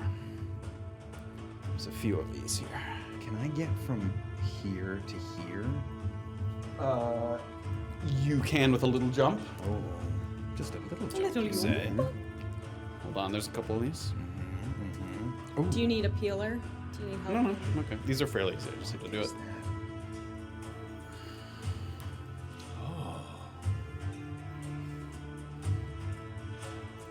Yeah. There's gonna be one right there. Are you? Yeah, you're good. You're doing great. Let's go.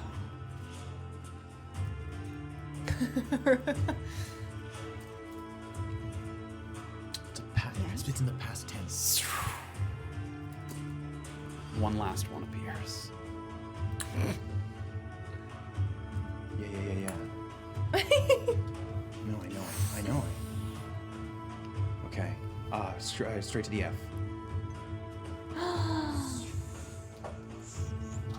Okay.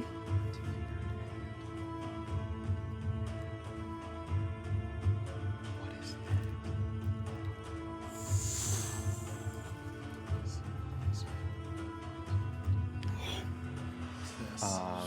If that's it, I'll jump over to the R. Give me an athletics check. Six. Oh, seven. You leap, and as you reach the chasm underneath, you look underneath you, and the clouds are almost passing underneath, as if quickly moving rain clouds. And the gap that seemed short at first stretches a little further. Can I try to reach? You reach out, and you catch the edge of it. And almost you can feel the clouds passing by. They leave this kind of condensation on your skin, hanging here on the edge of nothing. Pull myself up slowly. Pull yourself up on the other side. I'm turning your phone off. So As you can't I, see chat. as I look, thank you. As I look around, heading towards the R, do I see any other figures? It's just letters. Give me I a don't- perception check. Okay. Other than Donovan. Yes. Perception 17. 17, so far nothing but letters. Okay. And R. the spectral dot. Yep.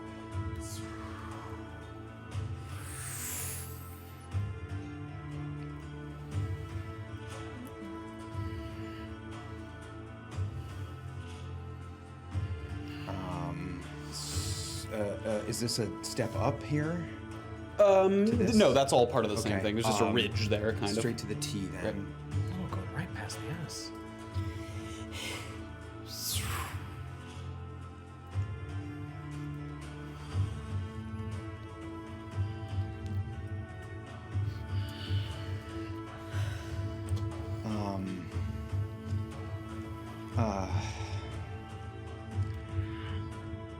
Yeah, I'll reach back to the S. Reaches back. Touches the S.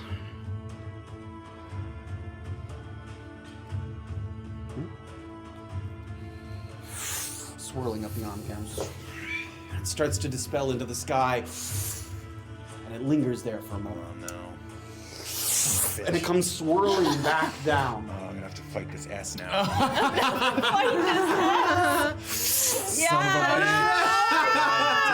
And a shrouded figure with a sort of angry ass. you can see it's a humanoid figure, but its head, the neck stretches out and then curls back, and its back leg curls in a way that it limps forward, and it has this S-shaped figure. And it leans forward for a spectral attack. I need you to make a initiative roll for me. 6. 6 as well. Okay, what's your dexterity modifier? 0. Then the S is gonna go first there. So I have what I had on me, which is just shield and mace. Yes, and they're kind of spectral in form, but they look akin to what you already had. Yeah. Great. So with its long neck, it kind of reaches forward, and it opens its mouth and clamps onto you as best it can. That's a 14 to hit. That'll hit. That hits. What are different letters and different special abilities? 4 necrotic damage. As it reaches into your neck and Oh my god. you feel it drain the life from you. You have a healing potion. And the letter stands there writhing. Here, she give you the healing potion. Oh, I do It have the literally one just from happened. earlier. No. No, She he actually has a gave me DC the other healing one potion. from before. Yeah. Do I know It's your if turn, that Graven. will work now? Yeah, I'm gonna pop that heal. If it works, Great. I'm gonna try to You take sort my of healing potion. reach into your pocket and try to rummage and see if physical items kind of manifest themselves in this world. And you take out what appears to be kind of a healing potion bottle, and you go to pop it, Oh no. and it disappears in your hands. The physical manifestation's not carrying over into this realm. Okay. Do I still have an act? Can I try something Yeah, else? we'll say that wasn't an action. Yeah, you reached in. I don't have any spell slots, but can I attempt to You may. pull on? I'll try to go to cast Cure Wounds on myself. Okay. And the magic energy flows through you. Magic staying within the grasp of this world. Go ahead and roll for it. Oh my god. So even without spell slots. Yes. Okay. Thank you. 3rd level. You die. I think it's just a D8. And as the energy from the spell flows into you, and you feel that healing energy, you look up just as the healing energy is pouring into you, and the sun gets ever brighter, like burning your skin, sizzling on your back as if just unprotected by this blaring light. And you can tell that your ability to cast spells seems to be at will, but every time you do so, the heat of a glaring divine energy burns down on you. Okay. So you are able to heal yourself I even heal without the 10 slots there. HP. Good. And the sun ticks up 1 brightness level there. Okay. Takes up one brightness. That's my Great. action. And the S is gonna. It's gonna attempt to wrap itself around you. I need you to give me an athletics check. Athletics. 14. 16. 16. It attempts to wrap, and you grab it by its long neck and kind of pull it back over and throw it forward. What do you do? It's still within like melee of Yeah, me, right? yeah. Okay, I'm just gonna use like a disengage. What's the? Yep. To I can not do that, right? incur To an just attack of not incur- opportunity. Yeah, Yes. I'm just gonna kind of like push off of it and run towards. I'm gonna run over this way to the O. Okay. Of course, I only have 30 feet. Yes, you do. Do you want me to move it? If you can reach it. Yeah. I'm just scooting my microphone. So it's scooting this way. 5. Measure that though. Yeah. So Oh, Per like square. 5. 5, 10, 15, 20, 20. 25, 30. Yep, gets Okay. you about there. Yeah. Yep. So Graven starts to, again, this sort of bounding long strides. You go over that little gap, feet hit the ground, and you just keep running there. Is there? Forgive me. Is there a difference between disengage and there's an action that's just like Here. dodge is Yep. giving disadvantage on attacks. Yes, but it would still get an attack of opportunity. Actions. But would it have disadvantage on both of them? Like, On both of them? as in like an attack of opportunity and whatever attack it made on its turn. Yes, until the start of your next turn, any attack roll made against you, it has to be an attack roll, so it couldn't be, a saving throw or something Right. that has disadvantage if you can see the attacker, which you currently can. Okay. Is it too late to take that action instead? Sure, Or instead say- of the disengage, sure. Yeah. So it's going to make an attack of opportunity here. Okay. 11 to hit. Miss. Miss. Yay. So All right. you fly through this sort of limitless air there. Make it to here. Okay, so that's your 30 feet of movement there. Yeah. So yes, it's gonna move forward. Do you want to move that? It's gonna just move. Basically, yeah, the same. But it has. Oops, yeah, it's stuck to the. I used my the God. key. So it actually has less than 30 feet of movement, so it had to dash to get to you. Oh, excellent. So it kind of gets a little closer, but it isn't able to make an attack this turn. I'll do the same thing again and just kind of, feel out what its limits are, take the dodge action. Okay. It's gonna, And move to the O. Well, in between the O and the N. Okay. Yeah. Can someone reach out? Yeah. Great. The O and the N. Between the O Yep. and the N. A 13 to hit. That hits. Okay. 4 necrotic damage again, as it snaps out at you, and just again, it doesn't feel like a physical pain, but it nips at the back of your heels and feels almost like it's tearing parts of your essence out from behind you. Each time losing a little bit of life force that's just draining slowly from you. All right. Can I reach the O and the N at the same time? Kind of reach out with both hands. It's a bit of a stretch. Give me an athletics check. Good idea. Get pumped to fight 2 letters. 22. Oh, hell yeah. 22. And you stretch out, and it feels like almost like your shoulders even elongate a little bit as you will yourself to get out as far as you possibly can, and you touch both. The letters swirling. Yeah, if you want to. I got you. Oh, right here, right here. I should just stay on it. An athletics check. And the letter appearing above the altar. If I can ever peel this off. There we go.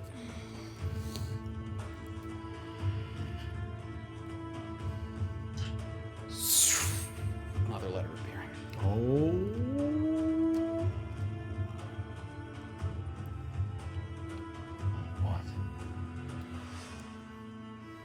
What? And the N as well.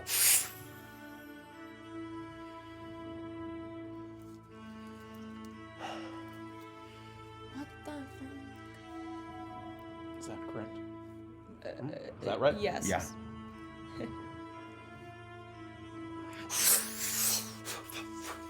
These letters appearing above. Okay. I haven't. Oh, I've only used what? 5, 10, About 10 feet of 10, movement. 10 yep. feet. I'm gonna run over to the L. I think I can make it there with Okay. another 20. Another 20 feet, you can. Yep. Yeah. Here, Can you help me out, I'll Josh? just stand and do this.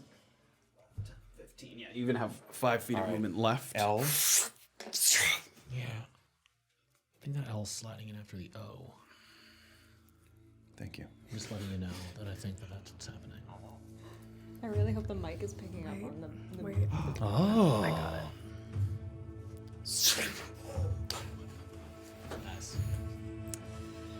I got it. Oh. I think I just got it. I don't got it. Yeah. You have 5 feet of movement left, and you actually still have an action. I'll turn and try to do a. No, I gotta heal myself again. I'm gonna try to. Can I try to pull on a second level? You can try whatever you'd like. I'm gonna try to pull on a second level cure wounds Okay. on myself. Give me a religion check. Okay, not a strong suit of mine. 10. 10. You try to pull on that energy, and you aren't able to find quite.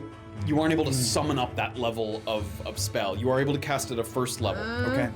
And the sun blares ever brighter, making it even harder to see the letters kind of swirling and bouncing and fading in and out in the distance. And not only with the light, you hear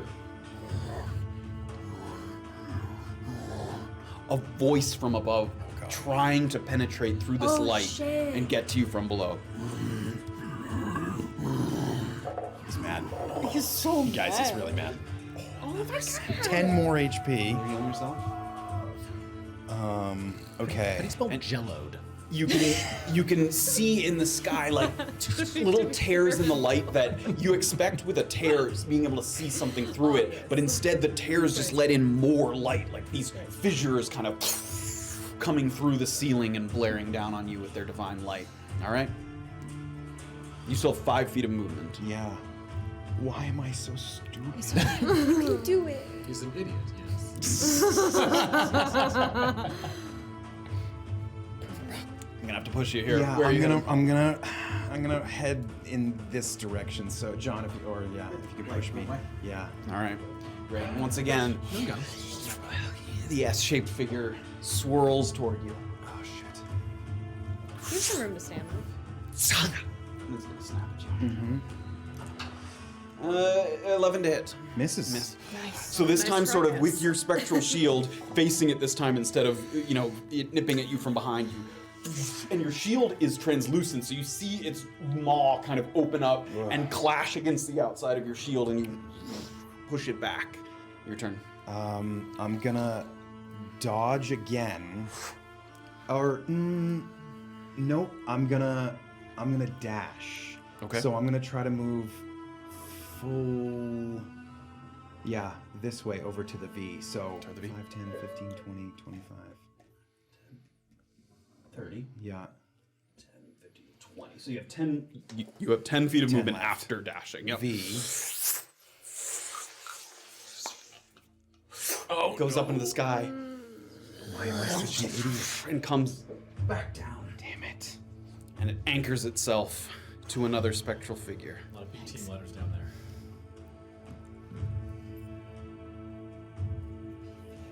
I'm sure chat is being livid with me right now. They're actually pretty tame. They're pretty tame. Yeah. All right, you have 10 feet of movement left. They've Oh all wait, left, is need to what make I- an attack of opportunity. No one's watching. So the S is making an attack of opportunity. 9 to hit. Miss. Okay. And so I dash to get here. Did I already make an attack of opportunity? No. No. They missed it. I mean, yes.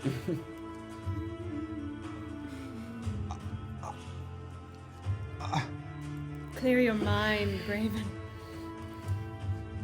Giving I you- run back. I'm gonna run back.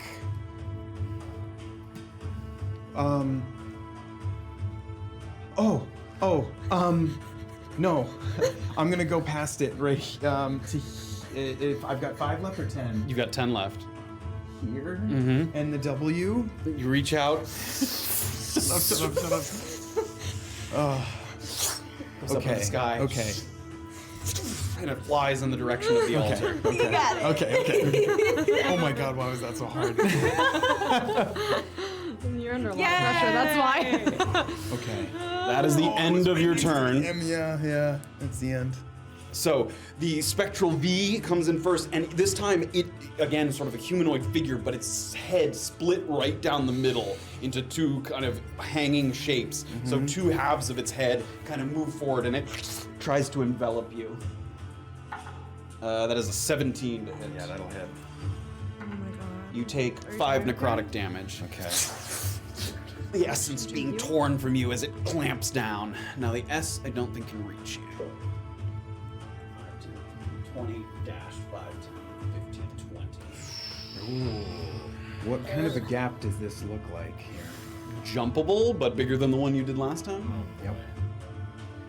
Here we go.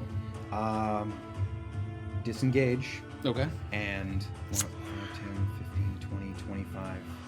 Oh. I'd have to wait until next turn probably if I'm gonna, because if 10, 15, 20. Oh. To get to the narrowest part would take you could leap from a little earlier.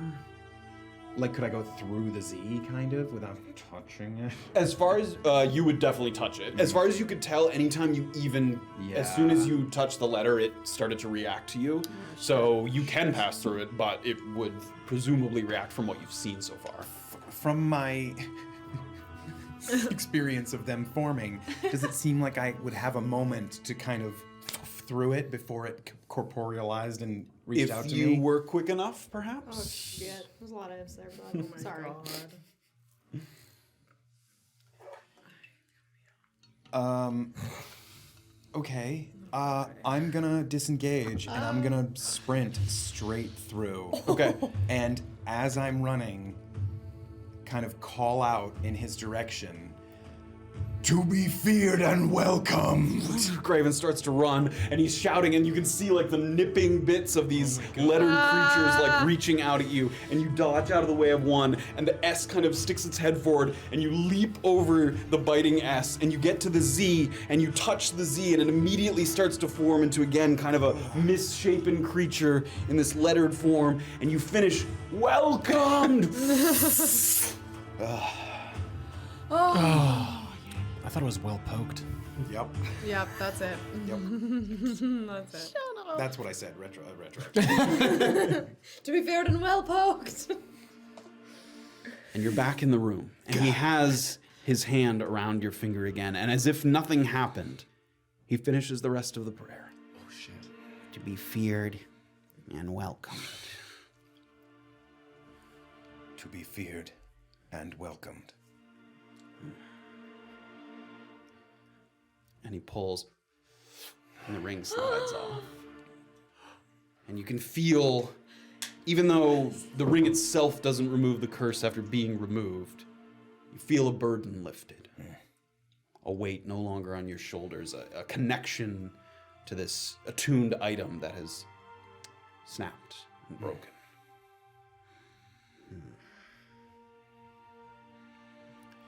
I will keep this ring.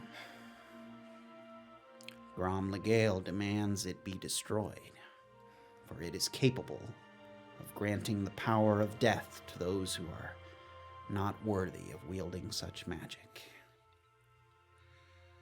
I also need you to roll 1d4 for me. Jeez. Oh gosh. Okay. Oh god. 4. 4. Is that a good thing or You die 4 times. bad? Make 4 death saving throws. Just kidding, you're dead. You feel a connection to Kuuzni Lost. Not fully, but a piece of his knowledge that is just like a piece of wood that's just lingering on the edge that just over time snaps and scatters in the wind. And you lose the ability to cast the Scorching Ray spell. You don't use that much. And you gain the spiritual weapon spell, Always Prepared, as a cleric of the life domain would have, because a piece of Grom Legale, where the piece of Kuuzni broke off, it has been replaced by some kind of connection to the god of life. So now spectral weapon is always prepared, or spiritual weapons always prepared as those other light domain That is sick. would be. Bye, But Scorching Ray is no longer a Right. spell. Scorching ray. Okay. Okay. Okay. Wow. Okay. Graven's gonna sit with that for a moment and.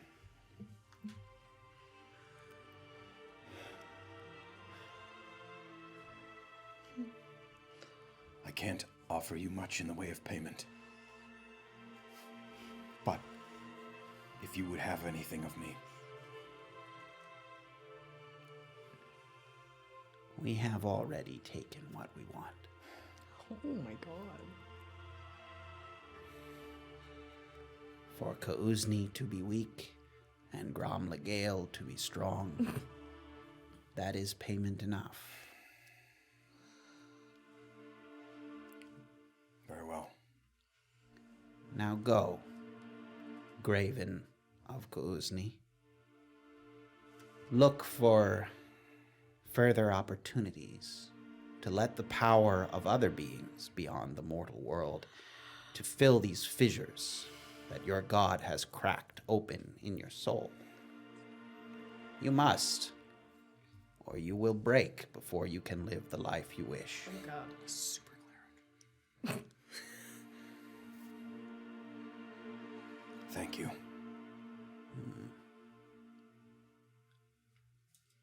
You really don't remember, do you? I remember very little, to be honest. The last time we met, you did not thank me, nor would you ever dream of doing such a thing.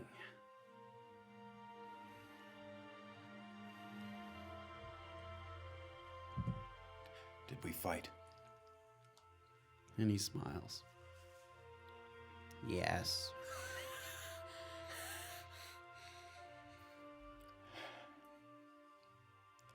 I can only imagine it was quite something.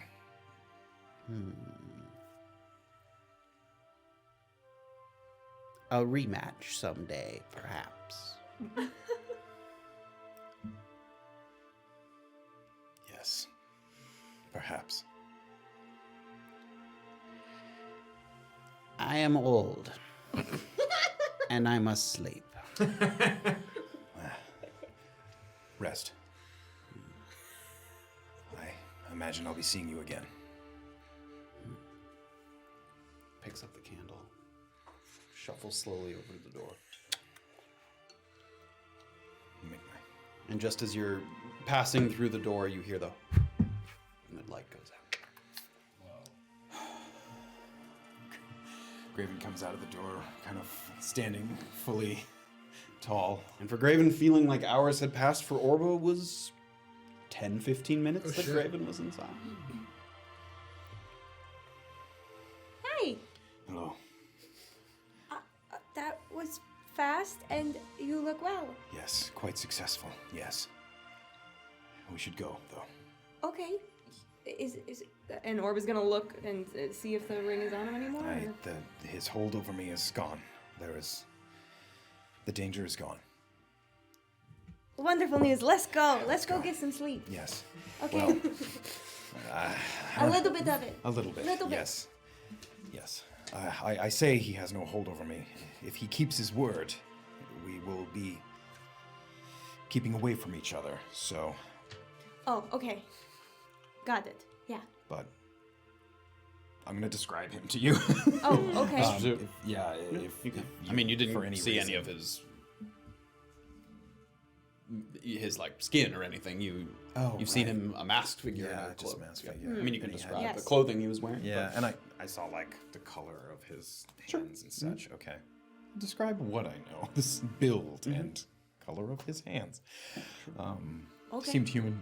No, I know You he's could- human. No, you couldn't see that from what you saw. Did you get that information from someone else? You From might have. Bizarra, I imagine. You might have, because- yeah. But from you couldn't tell from when you saw him masked. Yeah. If you didn't know otherwise, you wouldn't know. Basically. All right.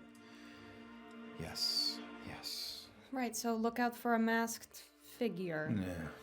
Yeah. Maybe that is foolish, but Why didn't he take it off what? when he saw you? I imagine he wants to remain as anonymous as he can. Well, I suppose he's more identifiable as Senka's servant if he's wearing the mask, right? Like, why would you wear it? Why would he want me to have more information? I suppose if he was going to reveal who he was, You already know. then he would wear the mask. I Still, knew it who I seems was odd. down there looking for, Yeah. and he knew what I knew. I was clumsy. So maybe he doesn't wear the mask most of the time? Right, yeah, out and about, I would imagine that he can kind of hide in plain sight Interesting. in his... Although, if Senka saw him, she would know. I don't Oh, know. okay. I don't know. I don't know how to handle this. I do not understand why Senka did not care about the crystal. That makes no sense to me. Yeah, There it's must... probably because she's possessed or something. There must... Perhaps it immediately broke whatever hold she had on him, and he was waiting in the wings. He knew my every move, so he knew that I was out there, near the station, and perhaps he knew that it was on the cusp of happening, and he was literally waiting. Mm-hmm. Sounds like a very messed up house they have going on over there. It should be... We need to address it more, but I have more pressing things like... Sleep. Well, like pockets. Pockets! And yes, Let's go! I know. Like pockets and maybe a broken crown contract or two Yes. before we leave the city. Okay. Oh, I need to get my armor back as well. Oh my god. I think that's tonight. Tonight is when we go As to in- bed and wake up, and then it's tonight. Yes. Okay. There's a... My Did I goodness. tell you about this? There's a jousting match. You did, yes. Yeah, I only have one ticket, I think. Oh. Sorry. It's okay. All right, let's go. Okay. Remount your horses. You start to ride. It's a very quiet ride back to Wampiranina.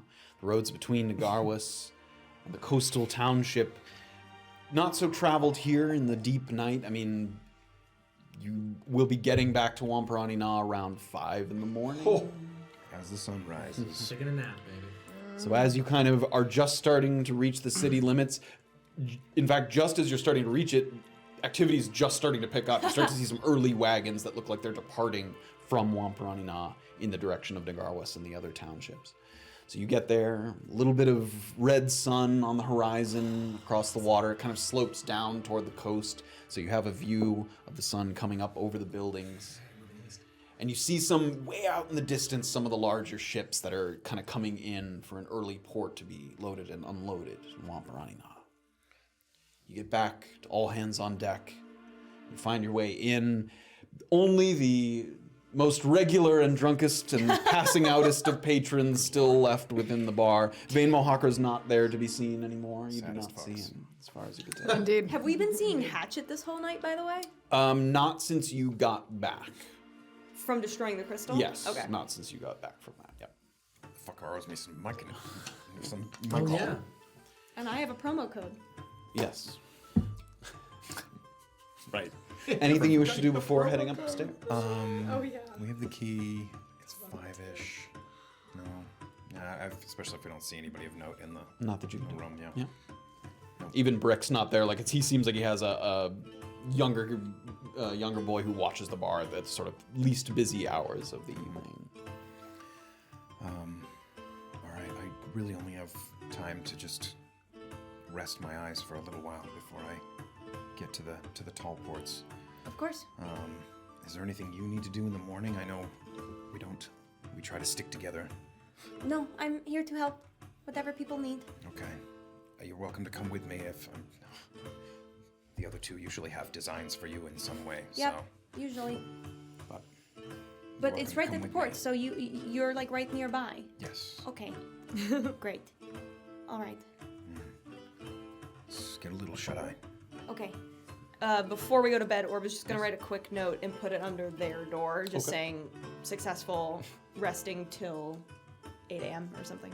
Okay. That's like 3 hours from now. Yeah. Okay. Great. So you find your way up to what was Erland's room. Now you guys open the door, lay your heads down to rest. Some people passing you in the hall sort of getting their stuff on, kind of sweaty a little bit from hangover and nighttime activities deep into the evening. Some hair of the dog. and you find your way to rest. So, the question is, how long is everyone resting for? The two of you went to bed at Erland a little bit after, but around 2 a.m. So to get a long rest, you'd be getting up at around 10 a.m. You were going to bed at around 5 a.m. So you tell me how long you wish to sleep for about. I need a long rest. Okay, so if you're resting the full amount. Yeah. Okay, Erland as well. Let me double check. Or just, I need my spell slots and my HP. Yeah, I gotta get up. I gotta get on sepsis. Yeah, I'm long resting as well. Yeah. Okay. And that puts you up at when? That puts me at 10 a.m. Oh god. 10. Don't you need a Yeah, we're both getting up I at mean, 10. I could use it, but Did Sarndar specifically say to come before, like, people came in the morning? He just said to not wait until the evening because, I don't know, did you relay the tournament, the jousting is at Sarndar's place. Yeah, yeah. So he okay, was like, okay, don't okay. come So while as the long as I tournament's come in the going on. morning, afternoon, I'm fine. Yeah, as long as it's not Great. the evening when the tournament's That happening. monk is still waiting for me. Oh my god. So Graven and Orba? I'm really only gonna rest my eyes for about 2 hours. If you need to fill your reserves, do it. You're coming right back after Pocket's meeting?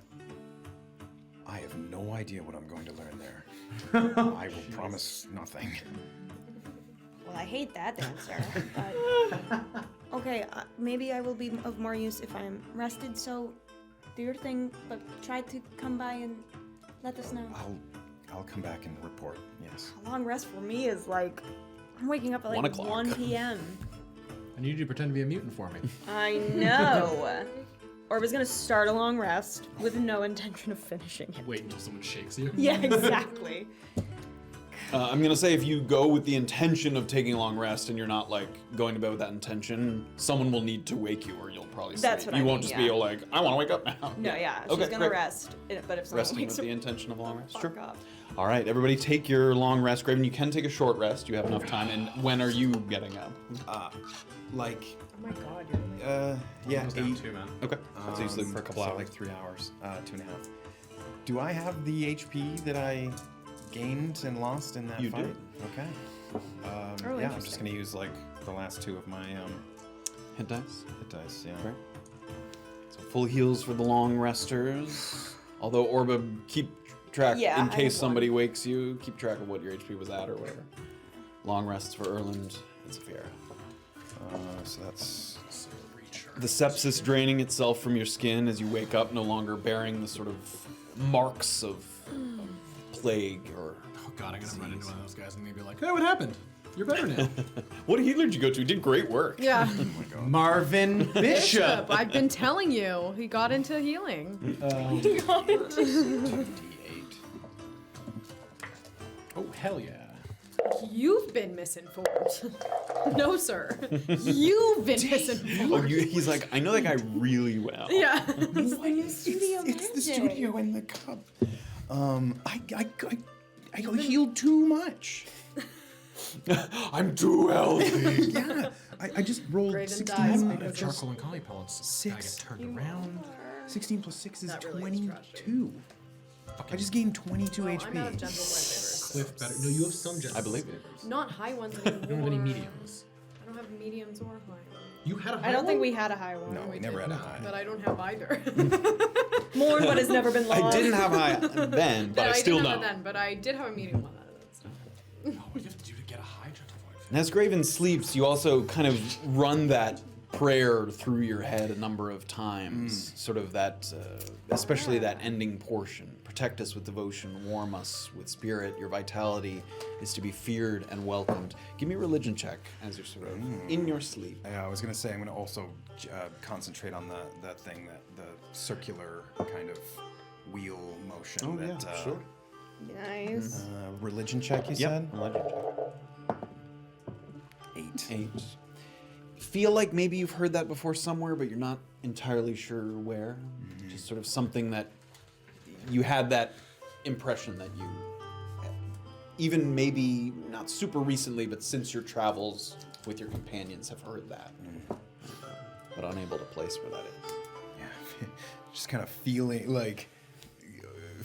the like ethereal weapon kind of like flashing in and out of my mind, as though it's there almost like a mace made entirely of light or something. It just keeps like appearing Oh. in my baby. Sexy. Keep going. All right. And regard Orba's like snoozing body. Deep sleep there, passing out after a long day. Drooling. And for a place so raucous at night, waking up at the deck is rather pleasant. The fresh, salty air greeting you as you rise, and sounds of the other patrons' groggy footsteps in the halls as it almost has a kind of dormitory feel to it, like you're all kind of getting up morning to attend your classes, except everyone's, hungover. Well, not so different. And while you may not have a curriculum, you do have an agenda, one that calls to you from the various corners of Navikapura, people and places that may hold vital clues for what the future has in store for you. What do you do, Graven? So the hour approaches 8. You can hear a little bit of morning din. You know from being here before that the breakfast hours aren't quite as busy here. People kind of grab a meal and take that to the ports or corners of Wamparoni Knot. But I'll do that. I want to keep my mace and shield. People carry weapons and shields in the city. It's like the shield's a little bulky, cumbersome. Like that would be slightly unusual for someone who wasn't clearly a member of the Broken Crown or the militia or something. It wouldn't be threatening, but it would stand out a little bit. the big shawl that what's her face? Seeger left Seeger behind. left me. Could I kind of position my shield on me, on my back maybe, and then have that over it? Yeah, there'd be a little circle on your back. Yeah. I mean, I'm gonna keep it with me. Okay. I'm gonna keep it with me, and I'll go downstairs and kind of go to the where people seem to be ordering. Sure. A breaking of fast. It's the young boy that's still sort of there working the very sort of early breakfast hours here. Anything I can get you? Simple meal that I can take on the road. Sure, just a bit of buckwheat bread, Please. some eggs. Yeah. Yes, just 4 copper. Right. I'll give it to him. You can hear the guy sizzling in the back there as the cook sort of whips up some eggs, a little bit of bread kind of there on the hot griddle, and they come out. Just a simple meal, that little bit of sustenance there in the morning. Great. 4 copper, you said? Mm-hmm. Yeah, I'll take it. As soon as I get it, I'll take it and kind of walk towards You kind of the wrap it in a little napkin and walk with it. Where are you headed, Graven? to the tall ports. Again, keeping an eye to see if I clock people following me still. Okay. Give me a perception check now, no longer with disadvantage here.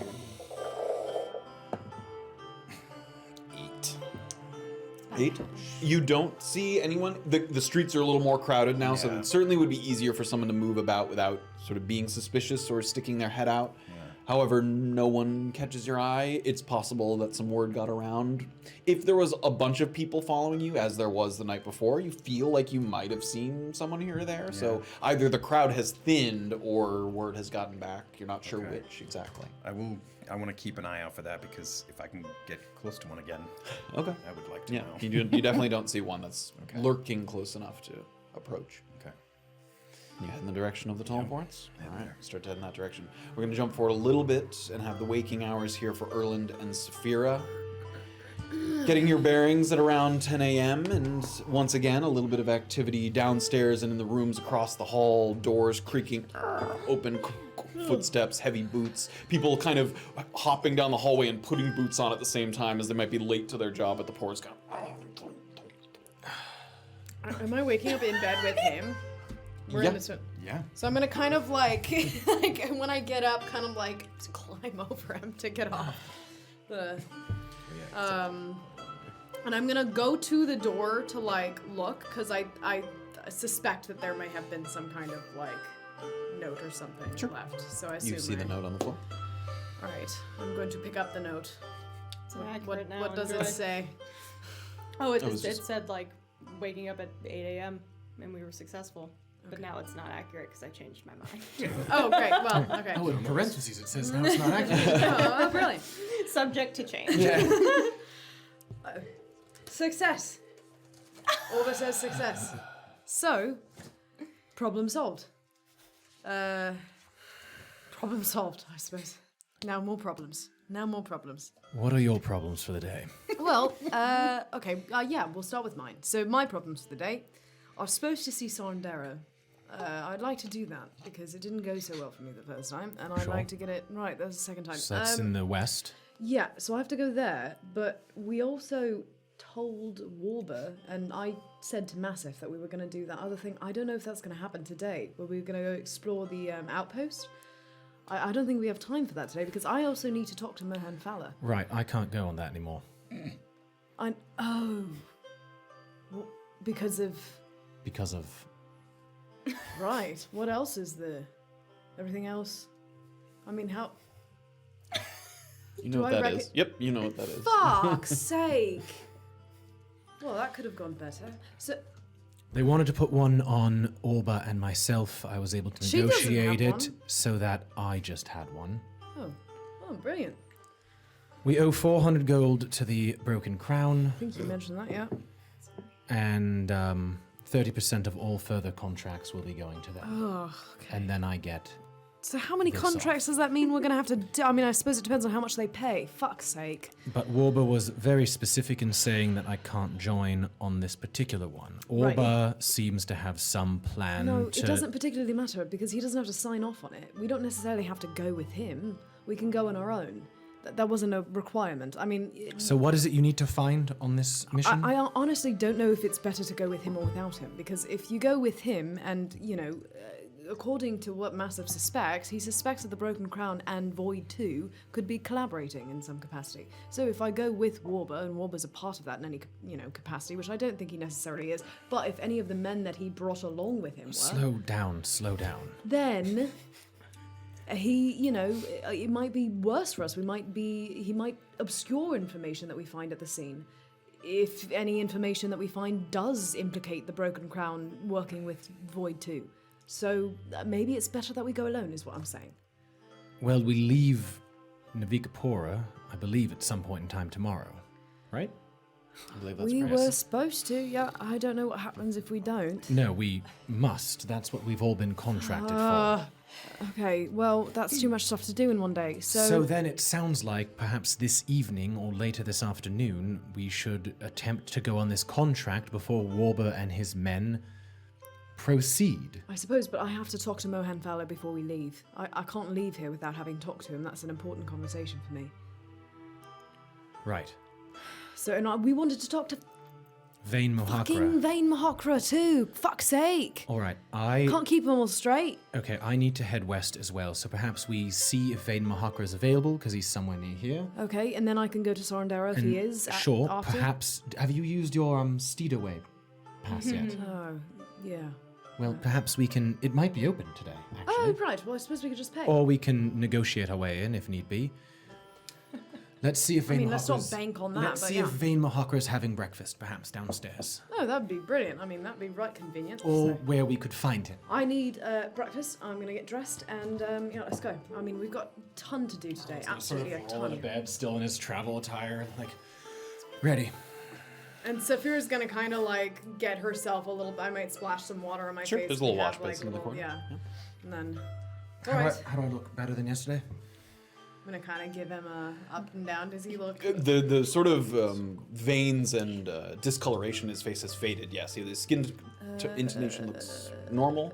He looks a little Yeah. just worn from the long mean, days, but the vein thing, the creepy vein thing, that's gone.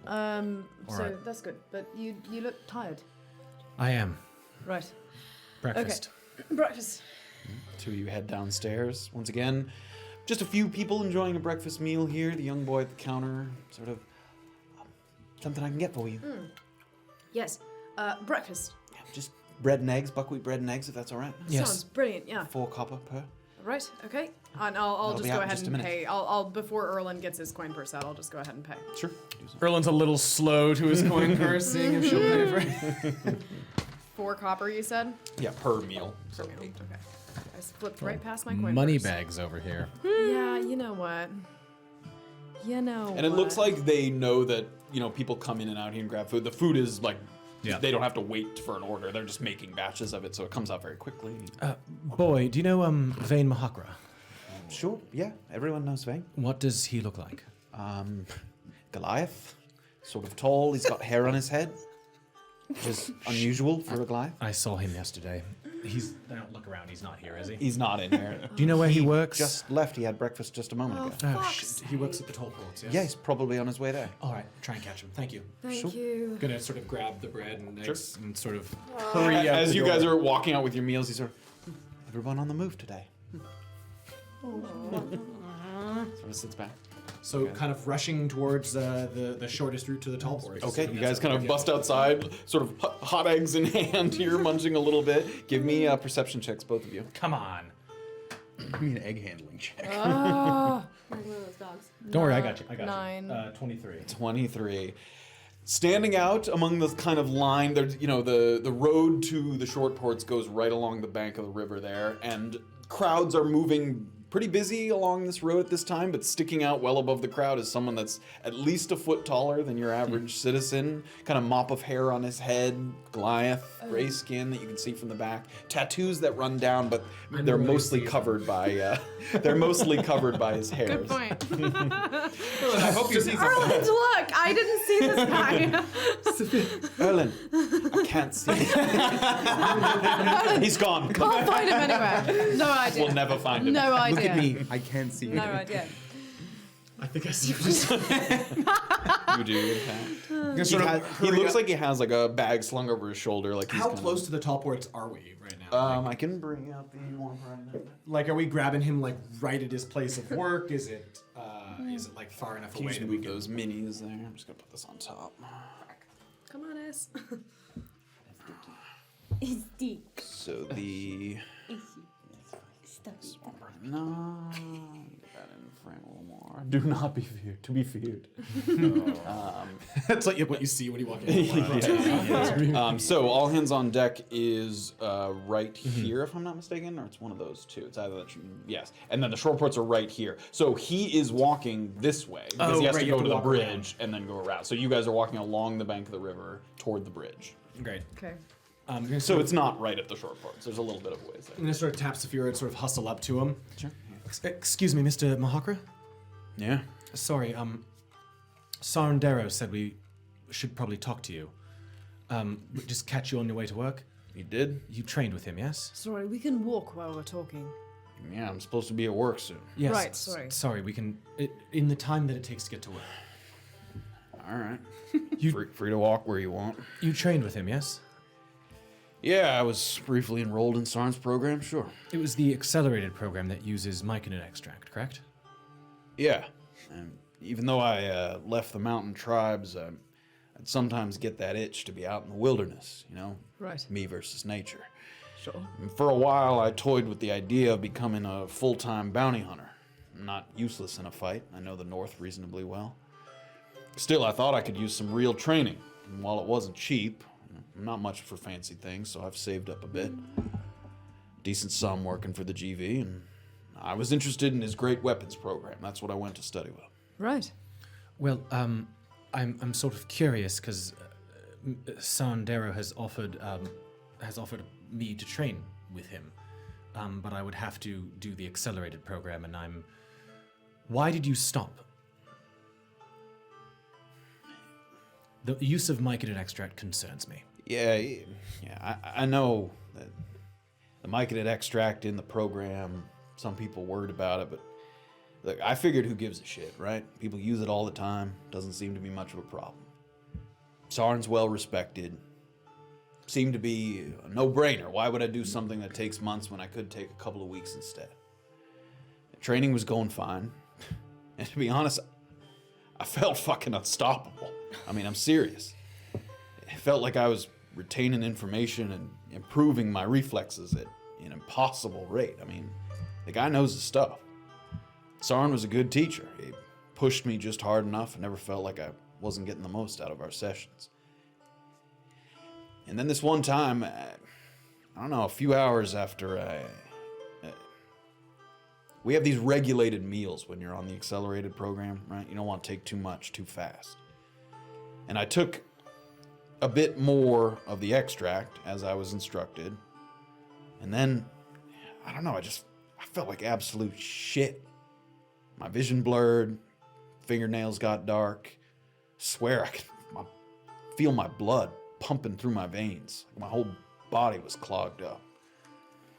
Anyway, it subsided after a day or two, but really went to my head. Didn't want to feel that again.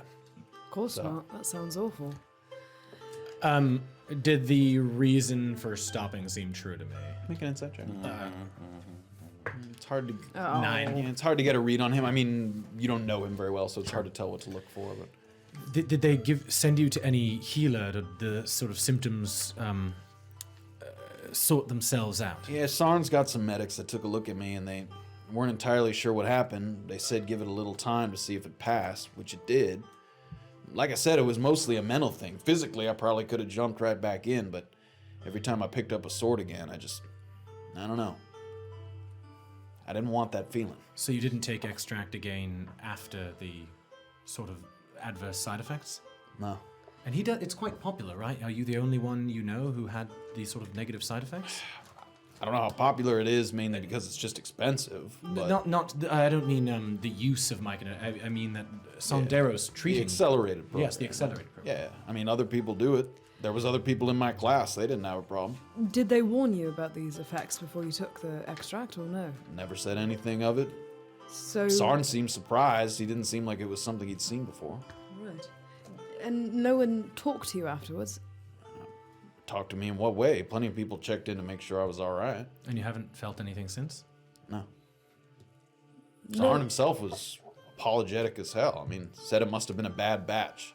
He said he'd go right to the supplier and tell him that something was wrong with it. Who is their supplier? Do you know? I don't know. Wherever he gets it from. Sure. Well, I suppose that doesn't exactly quell my fears about enlisting. Well, take for what it is. As far as I know, I'm the only one that had that kind of reaction to it. And do you know if he did actually happen to tell the supplier and find out if it was a bad batch, or...? I honestly didn't follow up with him. You can ask Sarn yourself. Right.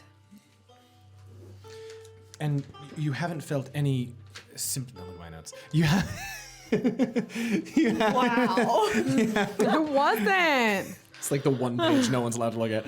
You haven't felt any symptoms at all afterwards, either what you felt at the time or something new and sort of curious since? Sorry, we're just trying to make sure it's not long term. Yes, I don't want to enroll in something that's going to... Yeah, these are awfully detailed questions. Are these not better questions for Sarn? Well, I might ask him some of these he myself. actually but- told us to speak to you. Okay. I mean, like I said, I ain't felt anything since. Right. Does that seem true to me? Make an insight check. 19. 19? Yes, it does. Oh, I'm sorry. That sounds, it's disappointing. I'm sorry. I guess. I mean, my job's all right as it is, but I don't know if I'll be bounty hunting anytime soon. Right. All right, well, thank you. Sorry. Thank you, yeah. Yeah. It's helpful to know, certainly. Have to think as to whether or not that's something I'd like to risk. Yeah. I mean, hey, plenty other people do it, so don't let me stop you. Well, thank you. Thanks. Slings the bag over his shoulder, continues to walk toward the shore. Those are type C Yeah, symptoms. I was just going to say.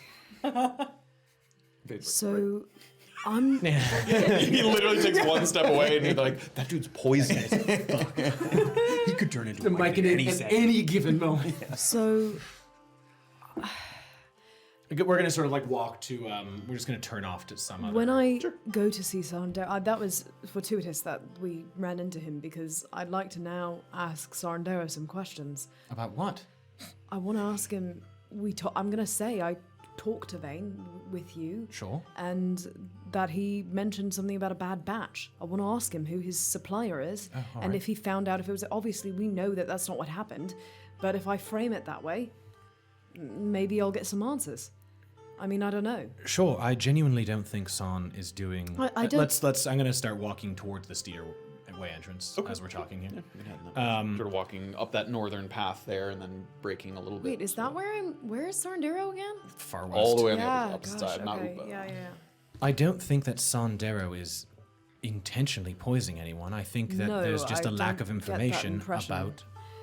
Yeah, but what's People have different responses to myconid extract, and type C is quite rare, so we've heard. I suppose, but type B isn't. Is it as rare? I don't don't know. know. I I mean, know I'd be that- surprised if that was the only person to have ever had any kind of negative symptoms. Here's what we know. We know that the harvesting yard has been poisoning hundreds of people, Yes. in hope of finding A few. candidates. Yeah. How many mutants have we seen? Not many. How many Type Cs have we seen? One. I suppose. So I guess its rarity can explain why no one else has had symptoms of this. I suppose it's a fairly, I don't know, expensive program, maybe. It could also even be rarer to show. That seems it seems very quickly that he was showing symptoms. So it could be. That's true. We don't know the intrinsities of this. It could be that these people could be Type C but don't show symptoms unless they use a lot of it, unless it's long term. Well, I would hope for his sake that that is true. Because it appears, I mean, at least. No, I mean, it could Did be. I? Oh, fuck. I didn't notice when I was looking at him if he had, like, black fingernails or anything, did You I? can give me a retroactive I was gonna perception say, I check. should have asked. Oh, no, 6. Not that you could tell. In fact, he was kind of putting them on as he was getting close. He has like heavy work gloves that he uses at the docks. He had his bare hands showing for just a brief moment. You didn't see. I didn't get a chance to look at his fingernails. I would love to know if they're still black. Right. Well, I mean, he didn't seem to seemed express genuine that he about- was experiencing any symptoms. He seemed genuine about his sort of healing. Well, anyways, I think if San offers you training with might get it extra. oh, I think it please. goes without saying. Yeah, you don't have to say it. You do not have to finish that sentence. I'm All right. obviously not taking it. Obviously. Hang on, was that not obvious? I'm a bit worried that wasn't obvious. It seemed It's obvious. sure. Yeah, okay. So, no, definitely not doing that. You that like wasn't... turning into animals, so I thought I don't like it that much. I don't fancy myself a mushroom, though. fair. All right. Hopefully the Steedaway is open. Yeah. Are you following him to the Steedaway as well? yeah. Right. Free rides? Are we getting free rides? Oh yeah. So your approach to the Steedaway this time is nothing like your previous encounters, mainly due to the heavy foot traffic and buzzing excitement around an area that was previously void of anyone who wasn't doing constructive actively on the Steedaway. The area with the stained wood map of Wamparani Na has someone manning the booth, a sort of little information booth there of pointing things out around town. And in addition to a guard at the entrance to the stairwell, there's a well-dressed tiefling with a tricorn hat who's kind of seeing to the line of prospective travelers. Seems to be collecting fees and allowing small groups to head inside, one bunch at a time. So he'll stop a few people, wait to get word from someone who kind of opens the door, and then he kind of allows people in as he collects a little bit of gold. So you guys can get to the line, or Did you negotiate free passage with? I mean, the guy who got fired, but he would have given our Oops. he would have given our descriptions to whoever was Right. working the tables Right. if it worked. We'll find out. I guess. Sort of wait in line. wait in line. Takes a little bit of time. So it's maybe it doesn't take there isn't a huge line, but each bunch takes a couple of minutes for an active steeder to sort of make itself available. So it takes between 5 and 10 minutes to get to sort of the front of the line there. Hello and welcome to the Steedaway of Wamparani Na. Right. Congratulations. Thank you very much. Would you care for a ride? Yes, very much. We're going to Nauba. Two different places. I'm going, Sorry, I'm going to Nauba. and I'm going to the mail house, which I believe is in Nagarwas. All right, it's 3 gold per township, so 9 coast to coast. We completed a contract prior to the opening that should have given us free passage. A description should have been given. Sort of looks you up and down. Let me check the records. Sure. Thank you. It goes inside, and as he closes the door, you get a better look at the guard, and it's the same one that you talked to. I'm just gonna stare at him as I wait. Kind of looks the other way. A little bit of time passes, and the door opens back up. And he's looking at a ledger. He turns a couple of pages. Yes, I see that there's a listing for a few descriptions. Sort of looks at the two of you. Records show that this was an arrangement you came to with Mr. Bowley prior to his being relieved from duty? He was relieved. Yes. Yes, this was. Well, that's It was a broken crown contract, but yes. Well, we are ready to let the deal stand. right. Though I ask that you do not monopolize the Steedaway in its early days. We do want everyone to have an opportunity to ride. So I'm going to write down, he has a little quill there. Let's see, 5 names So, as a group, make no more than 10 trips in a day. That gives you each 2, a back and forth per day. That's brilliant. Thank Alright, you. I'm going to write that down. You guys don't have to go anywhere, do you? I do. Where do you have to go? I have to go to Nagarwas as well. Okay. Are you just bouncing around the whole goddamn county? Yeah. All right. Right. That puts things in order. Sort of closes the book. Shall we? Thank you. Yes, thank you. Thank you. And as I walk past the guard who was a dick to me, and thank you. Enjoy your ride. I will. I'm gonna walk past him. Goes A little bit taller. And you guys start to descend the stairs to the Steederway. I thought he might get like a little from him, like, oh, he gets the ride for free? That guy don't give a shit. Yeah, he doesn't give a fuck. No, I no. like this part. He wants his paycheck and then his ale at the end of the day. You get to the bottom of the stairs, and now there's kind of a second line in here, and a little rope gate at the bottom of the stairs that's been set up, and each time you hear that kind of familiar and the dust kicks up and the steeder pulls back, and you can see the handlers sort of reeling with the reins, and they step down and the rope is unhitched, and the group in front of you goes ahead and he sees to them. Those people had kind of a box that he puts up on the back, he straps it down, and then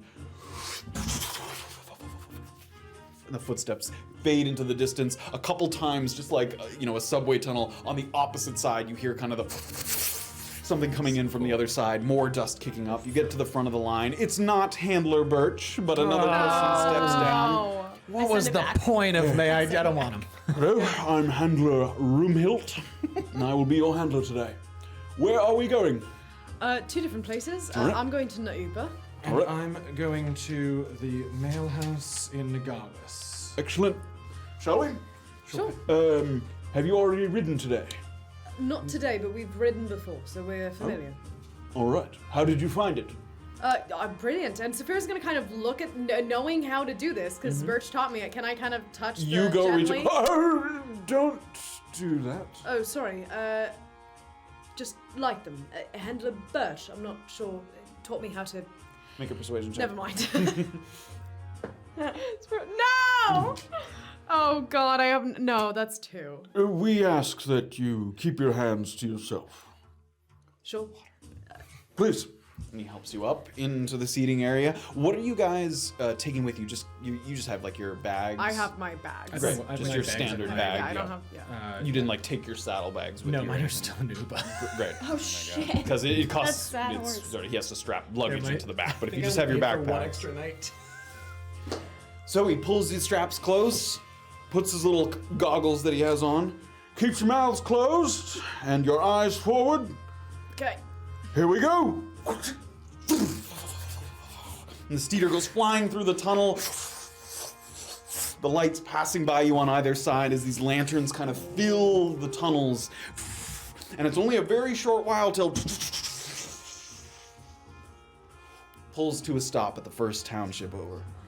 This is Nagarwas, and it's, even though you've ridden it before, it really amazes you every time, like that you can travel that 3-hour trip in 10 to 20 minutes is that how long it takes. So the spider kind of pushing its way through the tunnels as fast as physically possible. He comes out, unstraps you, sort of reaches out a hand, pulls you down.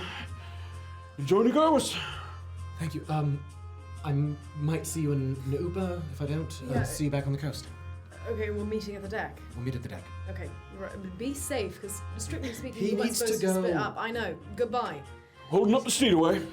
And so I head out. Hops back on the steeder. Mouths closed. Yeah. Yeah. Because all the sample. And Erland finds himself in the township of Nagarwas. You sort of ascend the stairs and you come out. And in Nagarwas, that was inside the Melvin Hoggs Memorial. So you come out in that familiar building, the large stone ceilings, and the statue of Melvin Hoggs himself in the center there. This place has picked up in activity considerably. It used to be kind of, the memorial was a place to just pay your respects, look around, appreciate the art, perhaps an occasional meeting hall. But now people are coming here for a place of business. It has a lively energy to it. Excited people in line, sort of, you see someone poke their heads out. How was it? Oh, it's fine. It's a giant spider that runs fast. Oh my god. Just fine. You go very quickly, yes. He says it's just fine. I'm gonna keep walking. You head out the memorial, and you find yourself smirched the name on the spine. in the center of Nagarwas. It's hideous and it smells like shit. You'd have to be a real asshole to take that thing. Where do you go? I'm going to the mail house. All right.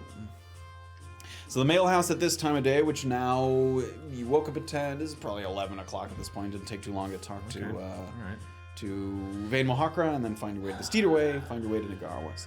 Mail house in full swing. You see the wagons coming in and out of that large strip in the middle that allows wagons to pull up. Parcels are loaded into the wagon, strapped in, and like a drive-through system where they keep coming through the opposite side and get loaded up. But once again, there is that part at the beginning, right near the entrance, that says civilian inquiries, and there's a bell next to it as well. Give the bell a Ding, ding, ding, ding, ding. And immediately shuffling over. Hello. Hi there. A friend of mine picked up a couple letters for me, but said there was a package. Sure. What's the name? Erland? Erland. Just Erland? Sure. Takes a little walks over to a desk and checks some records. There's someone there with a book who flips to a certain page. There's a little locked drawer that he opens up. And he takes out a little, just simple wooden box, no adornments on it at all, just like, this big. Just a simple little wooden chest that doesn't have a lock on it at all. Just this. Oh, thank you. They're gonna head out of the mail house. Head out of the mailbox, little box in hand. Gonna try and find an area with a bit of privacy. Okay, you can give me an investigation check. Nagarwas is small, and this is an area of significant activity. Dirty 20. Dirty 20. But Nagarwas, not being the most populated place, you sort of weave your way between two residences, kind of in almost like a little side garden here. You're not stepping on the plants, but you're out of the main. Is there any? Can I just sort of check to make sure there's no traps on it? Make an investigation check. I mean, they fucking blew me up last time. It's true. Investigation 22. 22. You take a look and you see nothing on the exterior, but as you're moving it, you hear something like rattling around on the interior that sounds like maybe metallic. Pieces, maybe multiple pieces of metal, you're not sure. That's all you can discern. Okay. I'm gonna put it on the ground. Okay. And I'm gonna kind of do as quickly as possible. As kind of flip up the. Just flip up the lid. Flip up the lid and just kind of flip it and sort of get back. Okay. You reach out with one finger. No one sees this. And it makes like a little bing, like spring releasing sound, and you sort of reel back after that. Give me a dexterity saving throw with advantage, since you. See, guys? Yeah. Okay, dexterity saving throw is a dirty 20. Dirty 20. Bing! And immediately a number of little pieces of metal kind of go flinging in a bunch of different directions, and sitting in the box, sort of nestled in the lined inner part, you see what remains is a little twisting key that looks awfully familiar to the toys that Safira bought. That you showed them the gizmos, correct? Yeah. So it looks like one of those gizmos, but one that self-destructed kind of immediately as you opened. Like it had been rigged to kind of explode when the box was opened. And there's nothing else in it, just a used. Are you checking it? You only. Okay. So then I'm gonna. Can I pick up a piece of metal that came out? Are they sharp? Are they? Give me an investigation check there as well. 11. 11. They are definitely sharp, and in addition to that, they feel wet. Ew. Like a little moist. Ew. But you're not sure what they like, as if they're coated with something. Careful. Oh, but you're not sure what. Okay, I'm gonna sort of now seeing how. Okay, I'm gonna very carefully go up to it, and I don't want to touch it. I just want to look inside. It looks like there is a piece of parchment inlaid in the bottom of it, underneath the. Is gizmo. the gizmo now totally destroyed? It looks You can't- pretty busted. It's hard to Okay. you've never seen one of these before, this exact one. So Right, but I have seen it when it. Didn't I see it when it got used up? Yeah, you did. For what? Oh, you never actually used it, Correct, right? I just held it. You just held it the whole time. I mean, there's a number of pieces of metal have gone Yeah, flying okay. off of it, but you don't know for sure because you haven't. All right, I'm gonna try and get the piece of parchment out from underneath Okay, it. give me a dexterity check. Give me a sleight of hand check. 14. 14. You sort of reach in just past the little gizmo. Very gently take it out. And at one point, the little piece of metal, like scrap metal ball, kind of jostles a little bit. But nothing happens. And you pull the Is it paper like out. coated in poison or something? Or? Is what coated? Is the does the thing, is it dripping wet with the metal what? was wet, so is the parchment dripping wet as well? No, the parchment's not wet. All right, so you take out the piece of parchment. Just like a fucking monk of atonement's end, all talk and no follow-through. At the Forked Tongue, we learned that psychological terror is a powerful tool. So until you return to Lepatro and take the beating that's coming to you, I'm gonna wreak havoc on your mind. Every door you open, every box you pick up, every acquaintance you make, when it hurts, I hope you think of me, Shakar. Oh my god. Oh my god! That's so funny. This guy is so dedicated. All right, now knowing like a that monk. that piece of shit's up to it. So funny. Can I take a closer look at the shrapnel and see if I can maybe identify the poison by smelling it? If it is poison or not? give me a nature check. There's only traces of it, so it's tough 11? to discern. 11. It's hard to discern exactly what it is. It's, the pieces are myself, so see what it small. does. Oh, don't do You that. could. No, I will not. Yeah. I'm Could. I'm leaving the fucking. There's nothing else in the box that I can tell. I'm leaving the fucking box there. Some kid's gonna find that. What is in your mouth? That'll be in Shakara's conscious, not mine. In your Oh mouth my for your god, you body. jerk! You're just leaving this thing. Wow. I'm gonna. Biohazard. Where did I? Which two houses did I go in between? I mean, Like- right next to the mail house there. This is Nagarwas as Okay. well, I think. So the Okay, let me think here. Oh I am going to. This is the mail house. So you slipped just like between these two buildings here. You're right nearby. Great. I am going to go. What time is it? 11, Okay. like between 11 11:30. Fuck. I'm gonna go back into the mail house. Go back in again, bustling with activity. Plenty of people gathering parcels, shipping out packages. Nobody regards you immediately as you come, but Okay. I'm gonna ring the bell again. ding ding ding. And he sees you. Baldwin sees you again with a curious sort of look. Yes. Hi. Parchment and quill, please. I need to. There should be a prepaid courier for me. Oh yes. Of course. Has a piece of parchment that he takes out a quill and some ink, slides it over. All right. Thank you. Give me. I assume there's a place to write somewhere. There is a large Oh, great. lectern here that you can write on. Yep. Give me a moment. I need to write a letter. Yes. And he sees that you're just writing there. He just kind of turns around and waits. All right. So I'm gonna take a moment here to write a letter. Okay. So as Erland decides exactly what he's writing, we go over to the tall ports.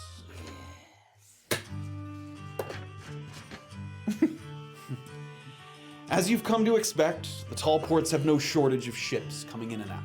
The deep shore waters, allowing the oversized 3-sail Clerics to get nice and close for easy loading and unloading. And again, we're now jumping a little back in time here.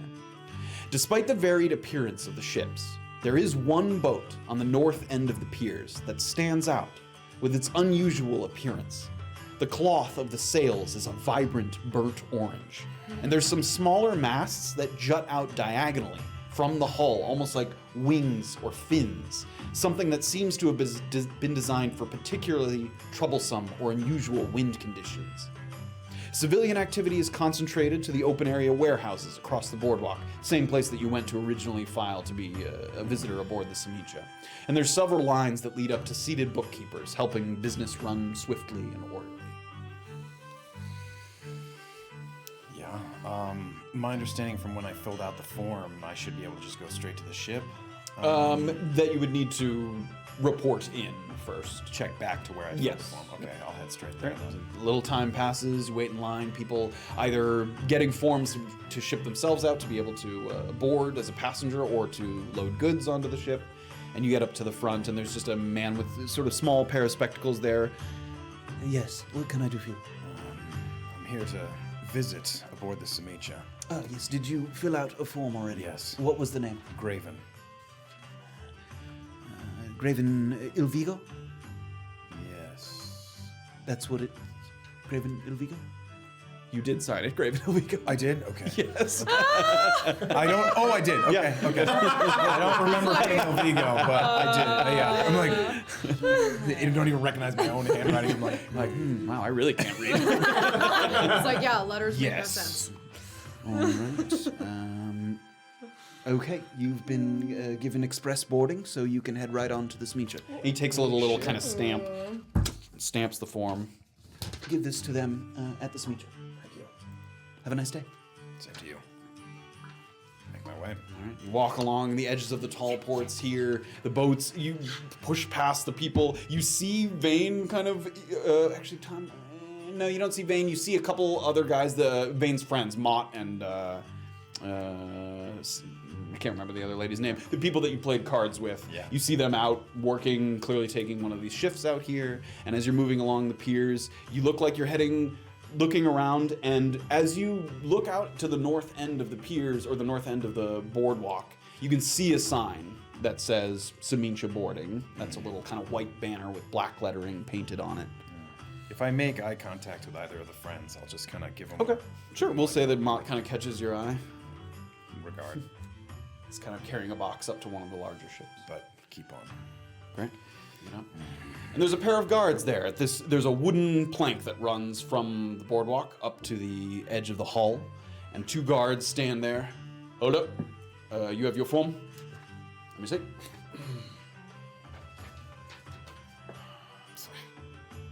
All right, looks good. No weapons aboard. Can I leave? Where can I leave them? We have a box for safekeeping. I'll take He off- motions to kind of a little locker to the side that looks like, these boardings happen fairly Yeah. frequently. They have a locker. I'll take my shield and mace and put them in there. One of the guys helps you take them off, puts them into the locker. And you have to agree to a search as well. Fine. It does say on the form, relinquish all weapons and any items deemed hazardous, so it doesn't come as a total surprise. Yeah. What do you have in your bag as they kind of quickly root Oh, through? sure. Any items deemed hazardous? Probably. And do you have any Cleaned poisons? That's true, actually. No, actually, maybe Potion of not. healing. He has nothing. No, No empty poisons? vials, no manacles. I have a climber's kit, Kind of could stay. rations. Yeah. You don't have any poisons or weapons or like magic items that are obviously Bombs are weapons, by the way. bombs as well. No. Okay. Who would have thunk it? Map, the tooth, the flower. No, I got looted pretty good. They root through your belongings and don't seem to find anything that seems questionable. Hands your bag back to him. All right, clear to go. We've got your belongings in a section of the locker under your name. Checks the form again. Mr. Graven Ilvigo, yes? All right, so when you exit, just ask for that. You'll get your things back. Right. All right. Head on in. Yep. You sort of stand there for a moment. You can go. I'm going. I'm going. 1 foot at a time. Clomp, clomp, like the heavy boots on this kind of thinnish wood plank that goes up to the side of the hull. There's another pair of guards up at the top of this plank, just making extra sure that no one tries to leave or board that isn't supposed to be. But they don't ask for the form again. They kind of give you a nod, motion you inside, and you duck under the sort of small frame that's opened up here in the side, and you step inside, and that's where we're gonna end for the evening. I don't want to. Come on, man. Before we see who Graven might have finally found after all this time, Damn. Whose pockets? God. that is where It's Benji. It's Benji. Oh my god! He worked Benji was there the He worked for whole Casivo time. before. The Oh. whole time. That'd be so. It's not Benji, but that would be so cool. Could be Benji. It couldn't be Benji. yeah, what were Pockets' other letters? You don't know Benji's last name? I guess that's true. Benji. Benji Pockets. Really quickly, Night Munch 3 sub for 27 months. Thank you so very very much. And then Legendary Action Official gifted 5 subs. If you haven't followed them already, Legendary Action Yeah, please Official, do. they do excellent TTRPG streams, they like added Witcher, a new one D&D. fairly recently. It's been a Yeah, while. they're absolutely fantastic and very good friends of ours. So please shoot them a follow and show them some love. Great stuff. Thank you guys very much. We hope you guys enjoyed. We're in the new space. We're ready to roll. Hey. Hopefully, no more breaks for a little while, and we'll Play continue. forever. Yes. And when we come back, it'll be with chapter 92. We've got a few things. We've got pockets. We got Sarn. We got If I don't, whatever Erland's about to write on that piece of paper. if I don't We get got this new fucking bolt, Shakar. I'm gonna lose Oh my man, mind. I love this guy. Can we invite him along? He seems like he needs a job. He's gonna be our. I have questions It's because for Sardera Safira now. never passed along the message that lesser monks aren't worth his time. Yes, if you had to let him know that, then You're he like, would oh. know. Well, I tried. You're right. You let him She know didn't that see. lesser I monks tried. are not I didn't worth my see time. him. I didn't think it was that important. I didn't think he'd send you a tiny bomb. Send me a tiny bomb. He'd send you a tiny little bomb. When Colt's friends were like, we're gonna investigate Oh, yeah. our friend's death. Oh yeah. Oh, yeah. And you. Oh yeah, could remember have when you didn't told say me? anything about that? I think it's a need to know You basis know, at this point. oh, Need to know. I think we might I think we need need to to cross that know. line. I think we need to know. Less you know, the better. They're gonna attack us. And the whole time we're gonna be like, why are we Why are we killing them? killing these people? We liked these guys. We liked them. No Safira matter. has a rapport. They made fun of you in front of her. She Saphira's loves trying to get it them. in with that like lead elf guy. They offered me a spot on their team. It's not a problem. Yeah. You guys Oh are my about to God. fight, and they're like, "You want to switch sides right now?" Like, you know what? Slowly turns. Sorry, guys. Sorry. You should see his impression of you. It's worth it. It's hilarious. Oh man. It'll be so funny when you're dead. Thank you guys so much. We will be back here next week, and we hope to see you there. Have an awesome week. Have an awesome night. Thank you Good night, so everybody. much.